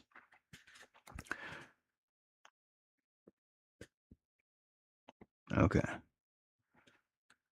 When one society is destroyed by the impact of another society, the people are left in a debris of cultural elements derived from their own shattered culture, as well as from the invading culture. These elements generally provide the instruments for fulfilling the material needs of these people, but they cannot be organized into a functioning society because of the lack of an ideology and spiritual cohesive. Oh, okay. Because of a lack of ideology and spiritual cohesive. Okay. Such people either perish or are incorporated as individuals and small groups into some other culture whose ideology they adopt for themselves and above all for their children. In some cases, however, the people left with the debris of a shattered culture are able to reintegrate the cultural elements into a new society and a new culture. They are able to do this because they obtain a new non-material culture and thus a new ideology and morale, which serve as a cohesive for the scattered elements of the past culture that they have had. Sounds like black people to me. Such a new ideology may be imported or may be indigenous, but in either case it becomes sufficiently integrated with the necessary elements of material culture to form a functioning whole and thus a new society.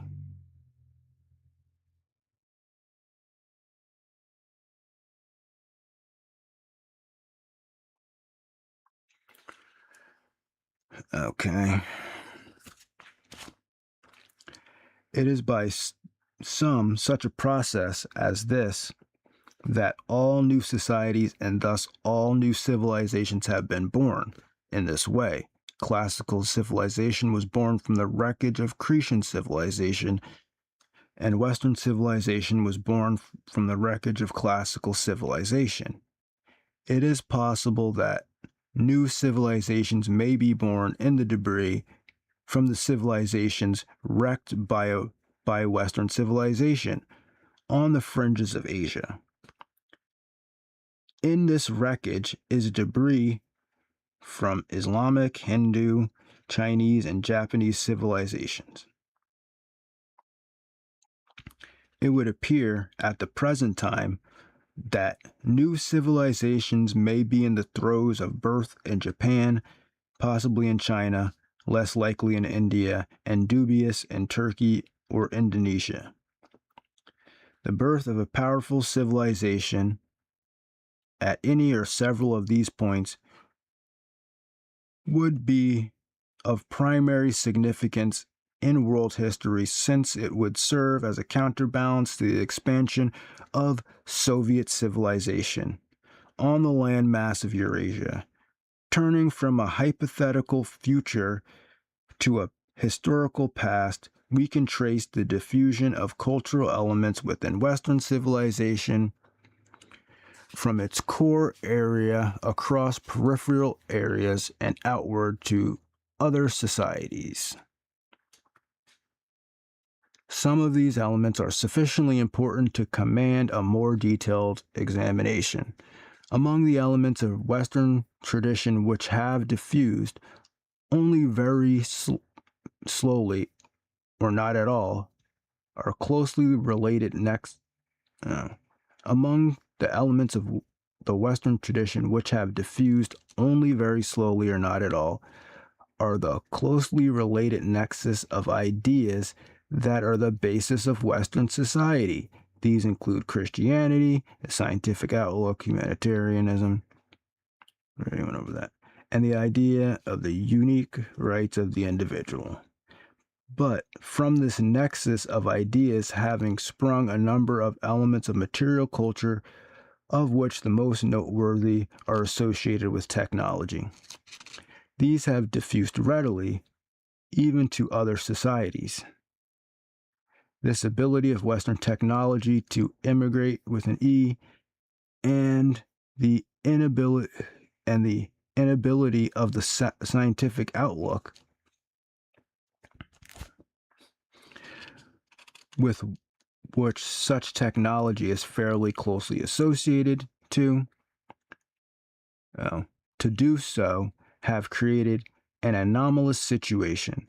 Societies such as Soviet Russia, which have, because of a lack of tradition of the scientific method, shown little inventiveness in technology, are nevertheless able to threaten Western civilization by the use on a gigantic scale of a technology almost entirely imported from Western civilization.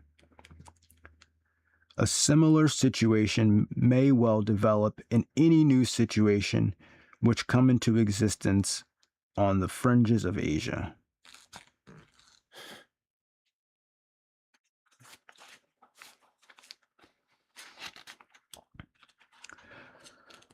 Okay.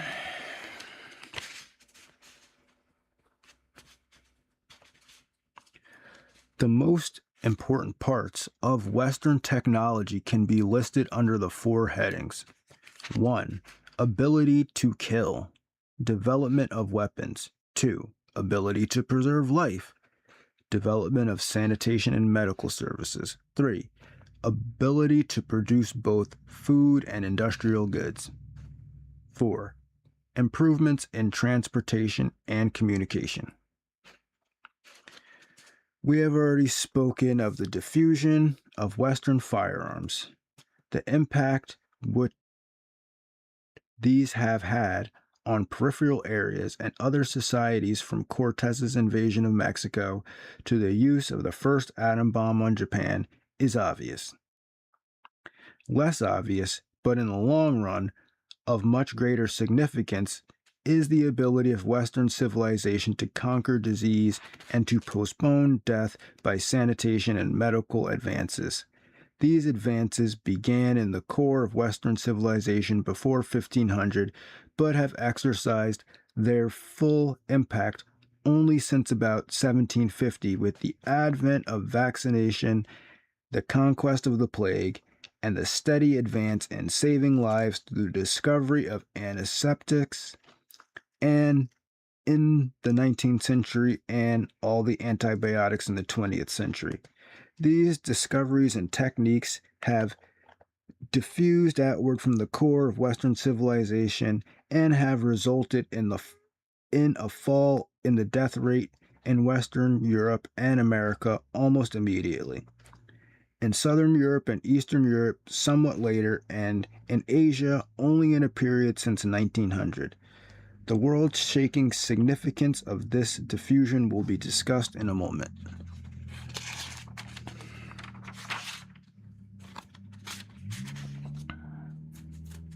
What time is it? Okay.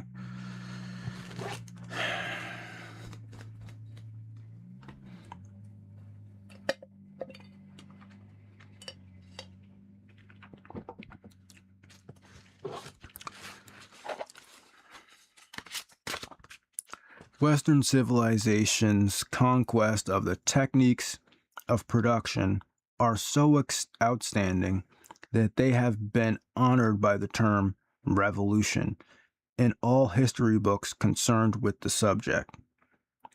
The conquest of the problem of producing food, known as the agricultural revolution, began in England as long ago as the early 18th century, say about 1725.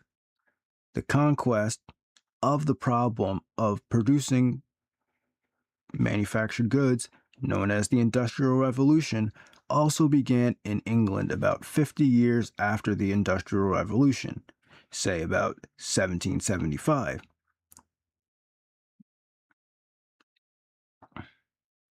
See, you're starting to kind of get this pattern, right? It's like every time they make like a new cultural product that can bypass the old cultural product, right, that's entrenched, which now is like monopoly capitalism and what's it called, financialization.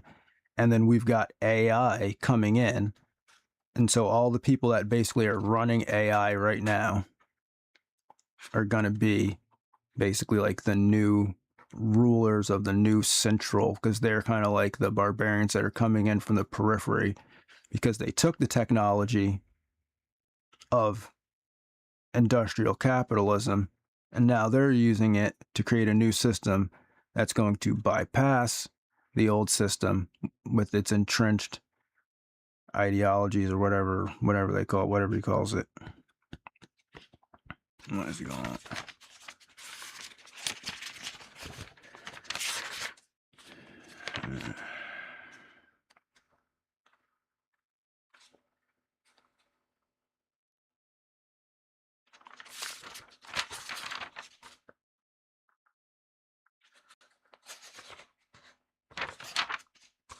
These words are tiny as shit.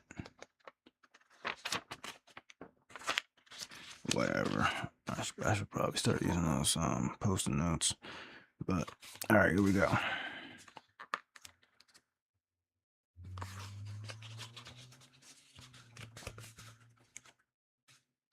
The relationship of these two revolutions to each other and to the revolution in the sanitation and public health, and the differing rates at which these three revolutions diffused, is of the greatest importance for understanding both the history of Western civilization and its impact on other societies.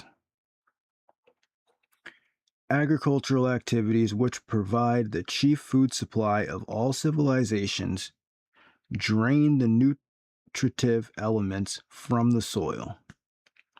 Unless these elements are replaced, the productivity of the soil will be reduced to a dangerously low level.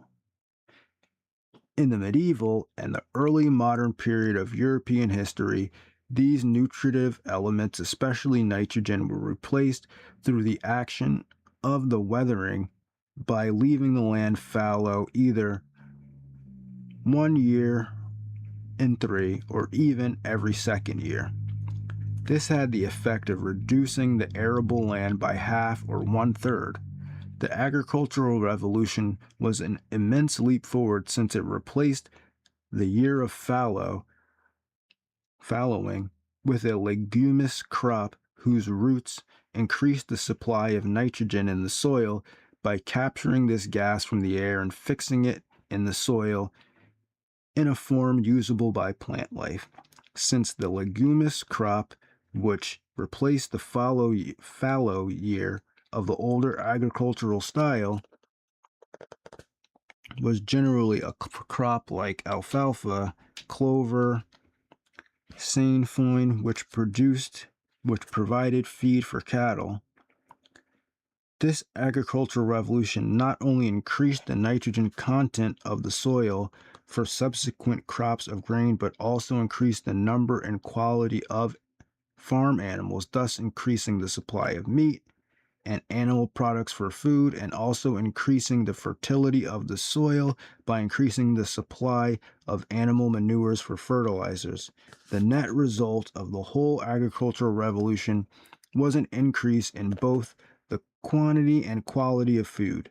Fewer men were able to produce so much more food than many men were released from that burden of producing it and could devote their attention to other activities such as government, science, education, or business.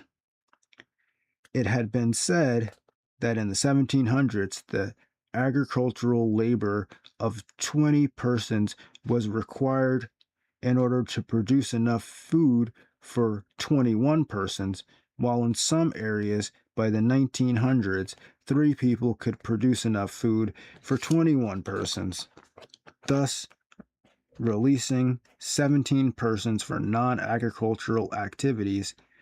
This agricultural revolution, which began in England before 1725, reached France after 1800, but did not reach Germany or northern Italy till after 1830.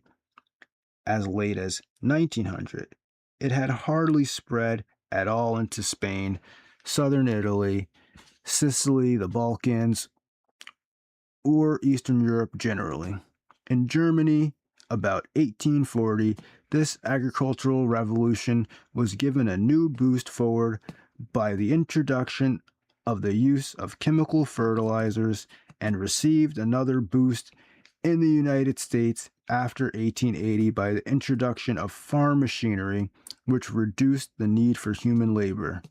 These same two areas, with contributions from some other countries, gave another considerable boost to agricultural output after 1900 by the introduction of new seeds and better crops through seed selection and hybridization.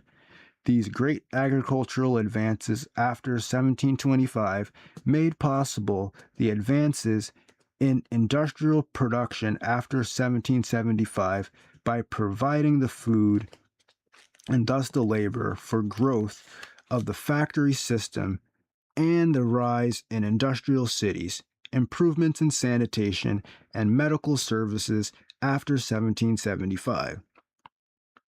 Contributed to the same end by reducing the death rate and making it possible for large numbers of persons to live in cities without the danger of epidemics. The transportation revolution also contributed its share by making the modern world. This contribution began slowly enough about 1750 with the construction of canals and the buildings of turnpikes and new methods of roads constructions devised by John L. McAdam, macadamized roads. Coal came by canal and food by the new roads and the new industrial cities, to the new industrial cities after 1800. After 1825, both were greatly improved by the growth of a network of railroads, while communications were speeded by the use of the telegraph after 1837 and the cable after 1850. This conquest of distance was unbelievably accelerated in the 20th century by the use of internal combustion engines in automobiles, aircrafts, and ships, and by the advent of telephones and radio communication. The chief result of this was a tremendous speeding up. The chief result of this tremendous speeding up of communications and transportations was that all parts of the world were brought closer together, and the impact of European culture on non-European world was greatly intensified. This impact was made even more overwhelming by the fact that the transportation revolution spread outward from Europe extremely rapidly, diffusing almost as rapidly as the spread of European weapons, somewhat more rapidly than the spread of European sanitation and medical services, and much more rapidly than the spread of European industrialism. European agricultural techniques, or European ideology, as we shall see in a moment, many of the problems which the world faced at the middle of the 20th century were rooted in the fact that these different aspects of the European way of life spread outward into non-European world at such different speeds that the non-European world obtained them in an entirely different order from that in which Europe had obtained them. One example of the difference can be seen in the fact that in Europe, the Industrial Revolution generally took place before the Transportation Revolution, but in the non-European world, this sequence was reversed.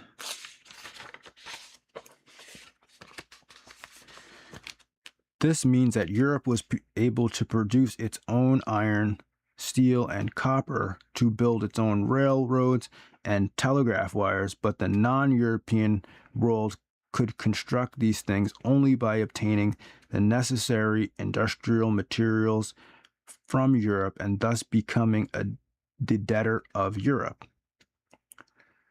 The speed with which the transportation revolution spread out from Europe can be seen in the fact that in Europe, the railroad began before 1830, the telegraph before 1840, the automobile about 1890, and the wireless about 1900. The Transcontinental Railroad in the United States opened in 1869, and by 1900, the Trans-Siberian Railway and the Cape to Cairo Railway were under full construction, and the Berlin to Baghdad enterprise was just beginning. By that same date, 1900, India, the Balkans, China, Japan were being covered with a network of railroads, although none of these areas at that date was sufficiently developed in an industrial sense to provide itself with the steel or copper to construct or maintain such a network. Later stages in the transportation revolution, such as automobiles or radios, spread even more rapidly and were being used to cross the deserts of the Sahara or of Arabia within generations of their advent in Europe. Another important example of this situation can be seen in the fact that in Europe, the agricultural revolution began before the Industrial Revolution. Because of this, Europe was able to increase its output of food and thus the supply of labor necessary for industrialization. But in the non-European world, except North America, the effort to industrialize generally began before there had been any notable success in obtaining a more productive agricultural system. As a result, the increased supply of food and thus labor needed for the growth of industrial cities in the non-European worlds has greatly been obtained not from increased output of food, such as from a reduction of the peasants' share of the food produced. Yeah, exactly. In the Soviet Union, especially, the high speed of industrialization in the period 1926 to 1940 was achieved by a merciless oppression of the rural community in which millions of peasants lost their lives. The effort to copy this Soviet method in communist China in the 1950s brought that area to the verge of disaster. The most important example of such differential rates of two European developments appear in the difference between the spread of the food-producing revolution and the spread of the revolution in sanitation and medical services. This difference became of such world-shaking consequence by the middle of the 20th century that we must spend considerable time examining it.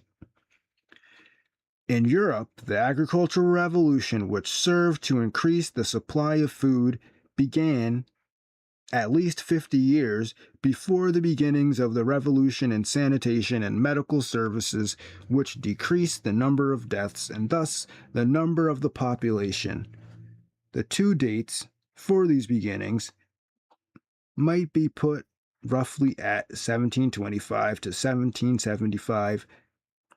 Dates for these two beginnings. As a result of this difference, Europe generally had sufficient food to feed its increased population. When the population reached a point where Europe itself could no longer feed its own people, say about 1850, the outlying areas of the European and non-European worlds were so eager to be industrialized or to obtain railroads that Europe was able to obtain non-European food in exchange for European industrial products. This sequence of events was a very happy combination for Europe, but the sequence of events in the non-European world was quite different and much less happy. Not only did the non-European world get industrialization before it got the revolution in food production, it also got the revolution in sanitation and medical services before it got a sufficient increase in food to take care of the resulting increase in population. As a result, the demographic explosion, which began in the northwestern Europe early in the 19th century, spread outward to Eastern Europe and Asia, with increasingly unhappy consequences as it spread. The result was to create the greatest social problem of the 20th century world. The most stable and primitive societies, such as the American Indians before 1492 or medieval Europe, have no great population problems because the birth rate is balanced by the death rate. In such societies, both of these are high, the population is stable, and the major portions of that population is young, below 18 years of age. This kind of society, frequently called population type A, is what existed in Europe in the medieval period, say about 1400, or even in part of the early modern period, say about 1700, as a result of the increased supply of food in Europe after 1725 and of men's increased ability to save lives because of advances in sanitation and medicine after 1775. The death rate began to fall, the birth rate remained high, the population began to increase, and the number of older persons in the society increased. This gave rise to what we have called the demographic explosion, or population type B. As a result of it, the population of Europe, beginning in Western Europe, increased in the 19th century, and the major portion of that population was in the prime of life, ages 18 to 45, the arms-bearing years for men, and the childbearing years for women.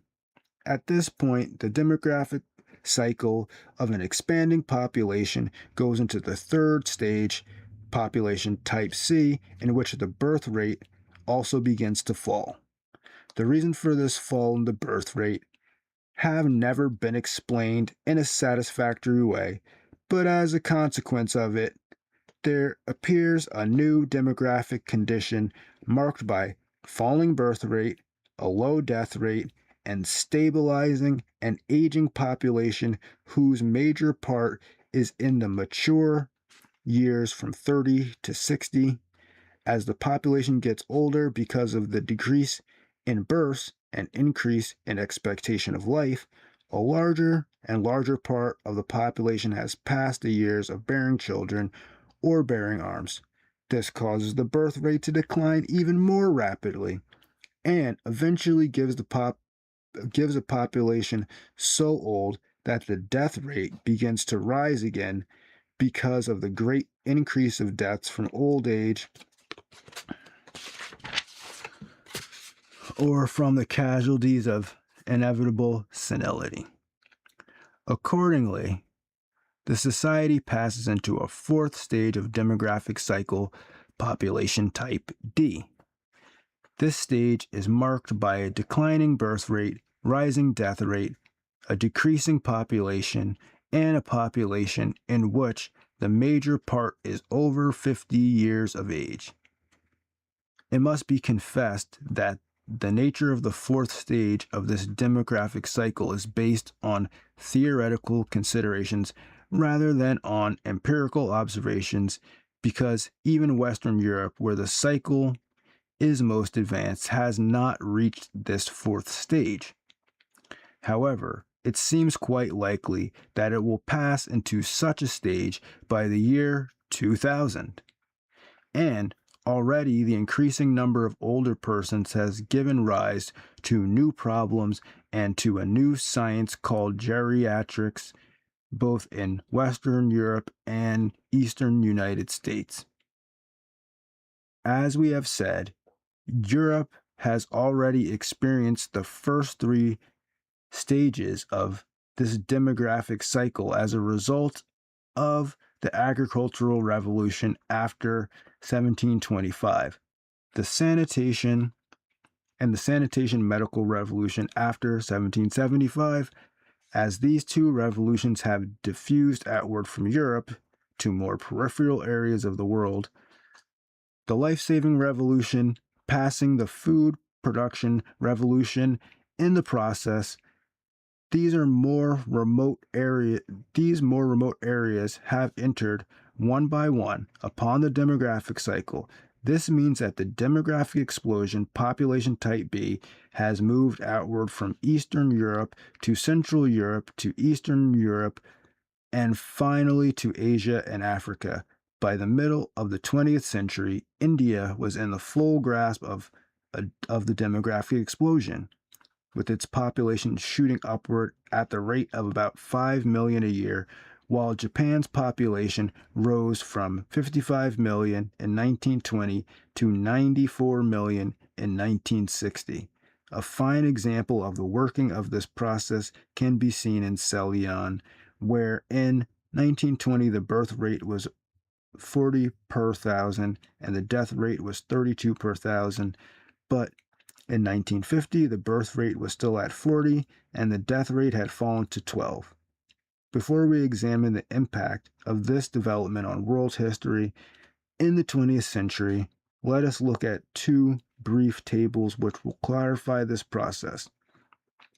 The demographic cycle may be divided into four stages, which we have designated by the first four letters of the alphabet. These four stages can be distinguished in respect to the traits: birth rate, death rate, number of population, and age distribution. The nature of the four stages in these four aspects can be seen in the following table. You can check out the table on the PDF. All right. What time is it? Oh, man. I got like 15 minutes left. Okay. The consequences of this demographic cycle and the resulting demographic explosion, as it diffuses outward from Western Europe to more peripheral areas of the world, may be gathered from the following table, which sets out the chronology of this movement in the four areas of Western Europe, Central Europe, Eastern Europe, and Asia. In this table, the line of the greatest population pressure, the demographic explosion of type B population, has been marked by a dotted line. This shows that there have been a sequence of intervals of about 50 years of four successive population pressures, which might be designated with the following names: the Anglo-French pressure about 1850 Germanic Italian pressure about 1900, Slavic pressure about 1950, Asiatic pressure about 2000. This diffusion of pressure outward from the Western European core of Western civilization can contribute a great deal towards a richer understanding of the period of 1850 to 2000. It helps to explain the Anglo-French rivalry about 1850, the Anglo-French alliance based on the fear of Germany after 1900, the Free World Alliance based on the fear of Soviet Russia after 1950, and the danger to both Western civilization and Soviet civilization from Asiatic pressure by 2000.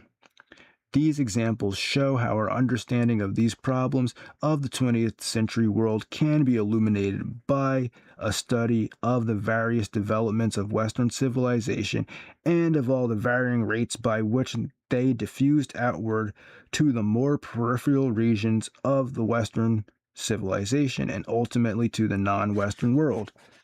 In a rough fashion, we might list these developments in the order in which they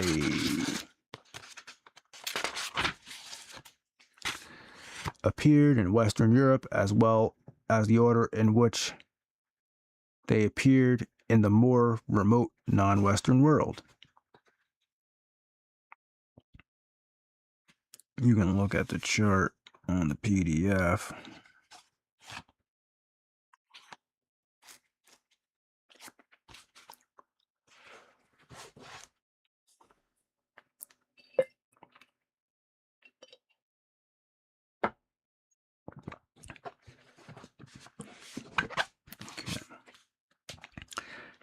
Naturally, these two lists are only a rough approximation to the truth.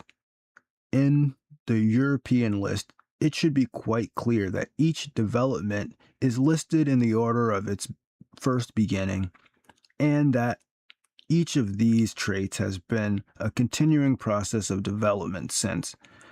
In the Asiatic list, it should be clear that the order of arrival from the different traits is quite different in the different areas, and that the order given on this list is merely one which seems to apply to several important areas.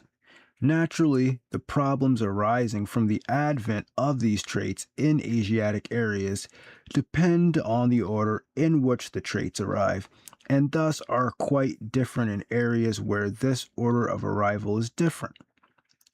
The chief differences arises from a reversal of order between 3 and 4. So 3 is the agricultural revolution and the industrial revolution is 4.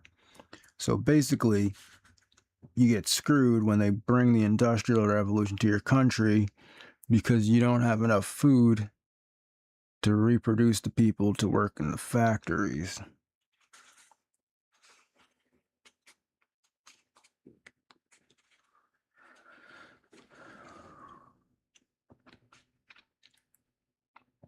The fact that Asia obtained these traits in a different order from that of Europe is of the greatest significance.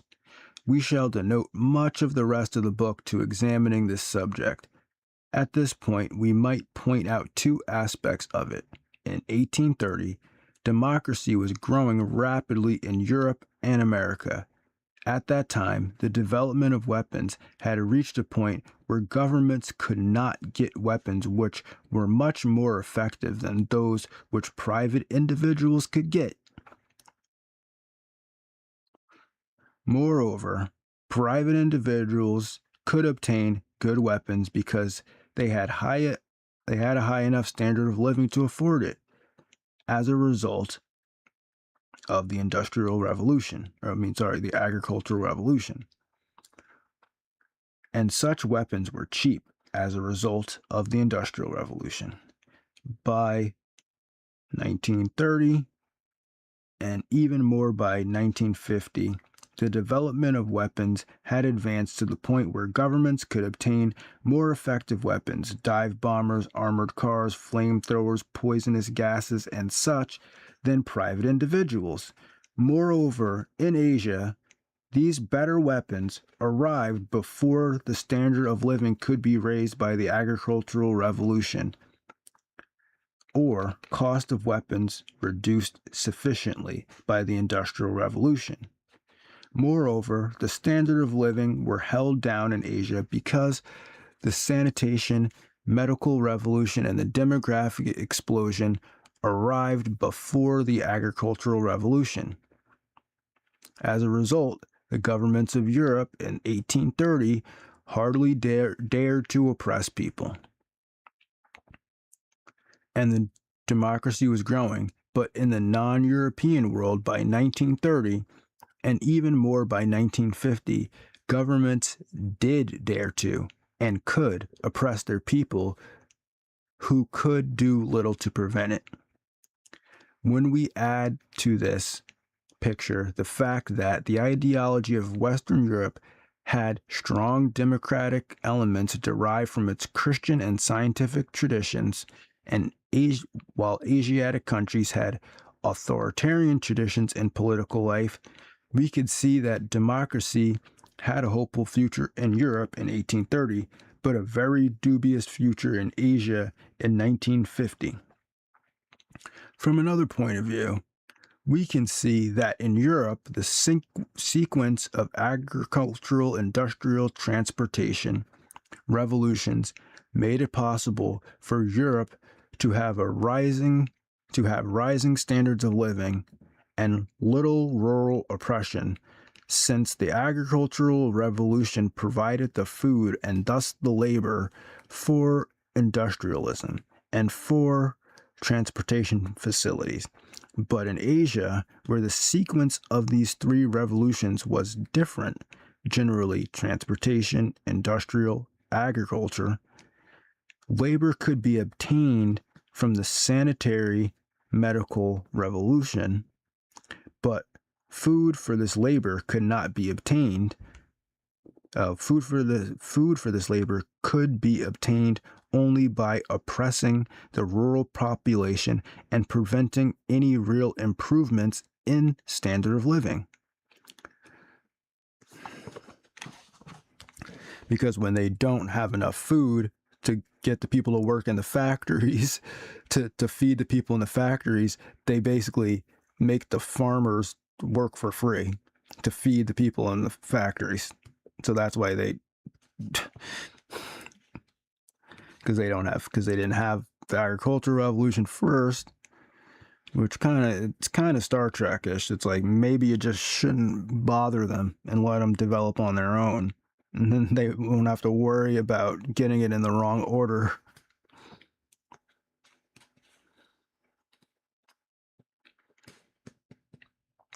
Some countries tried to avoid this by borrowing capital for railroads and steel mills from European countries rather than by raising capital from savings of their own people, but this meant that these countries became debtors and thus to some extent subordinates of Europe.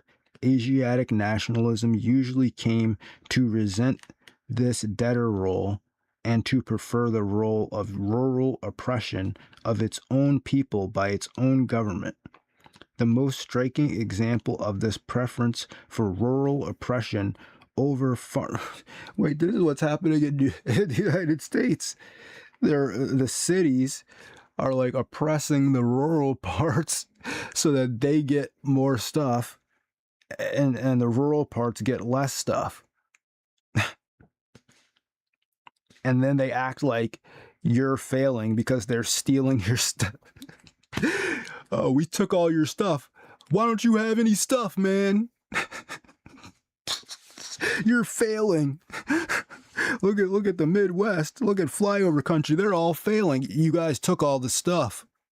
Says it right. You sucked it all up into Wall Street and Hollywood. And then you're like, oh, look at these. They can't do nothing.